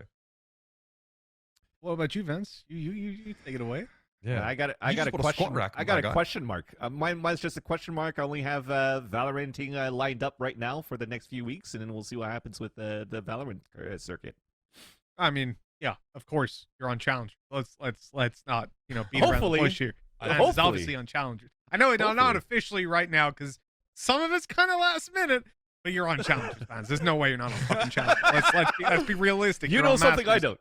You're gonna be in Berlin, and I'm looking forward to it. But yeah, for me, I've got a Red Bull event next week in England, which should be interesting from what I'm hearing. That'll be a bit of fun, and after that, yeah, it's just a month off, I think, for all of us, really, because VCT isn't on until July, so just chilling, just seeing what comes our way, and then back into Valorant. Jealous, man. I had to cancel that because of fucking logistics with all this COVID shit. But yeah. Can't win it's the same reason though. Like it's the same reason that when you were saying about Yinsu not being there, like that again was logistics. Exactly. I think she couldn't get out to studio in LA. It didn't make sense, you know, flying her all the way out there and dealing with all the COVID I didn't know if bullshit. that was sort of public, so I didn't want to. I do want to say that there was sort of a reason. Oh yeah, well yeah, it's just she would now that we've seen that it was in studio, even from the outside, I think people can guess like well, she couldn't get there from the UK to America. It's a whole nightmare. I think she would have had to quarantine in both like 20 ways. days in total. Yeah. It's fucking dumb. Like and the way things change, man. Like when I was in Copenhagen, it was all good for me to go, no problems. I didn't even have to quarantine when I got home.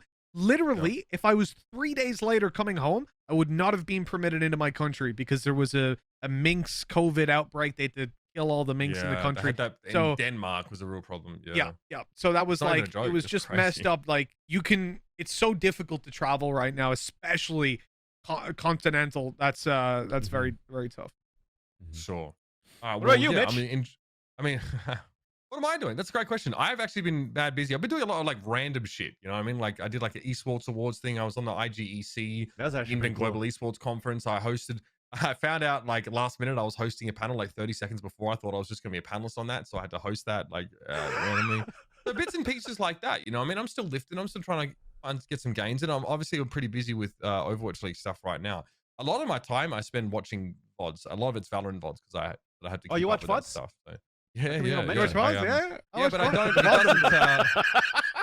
Fuck, man, I've done it. I've just walked straight into that shit. Well, see, the difference is, VODs, by the way. I'm just fucking with you. I'm not on the Valorant broadcasts, so it's not like I'm trying to make myself sound like more of an expert on a broadcast than I'm already on. You know what I mean? What I am trying to do is I sit here and I ask the questions, right? I do that a lot. I do try and watch the VODs, so I have some fucking idea of what you cunts are talking about, and we can actually drive discussions. So thanks for carrying me in that respect. Thanks for keeping me honest, guys. I mean, Mitch, you might have a break for a month here, but y'all in the chat, yeah, we're gonna give you 1 week off our fucking ranting, our nonsense. 1 week, that's all you get. You take a breather. We come back next week. We're gonna talk about what's been happening in this off season. Thanks to Mitch. Thanks to Vansilli. Great to have you guys on. We'll see you guys next week for more Valoranting. Until then, have a good one.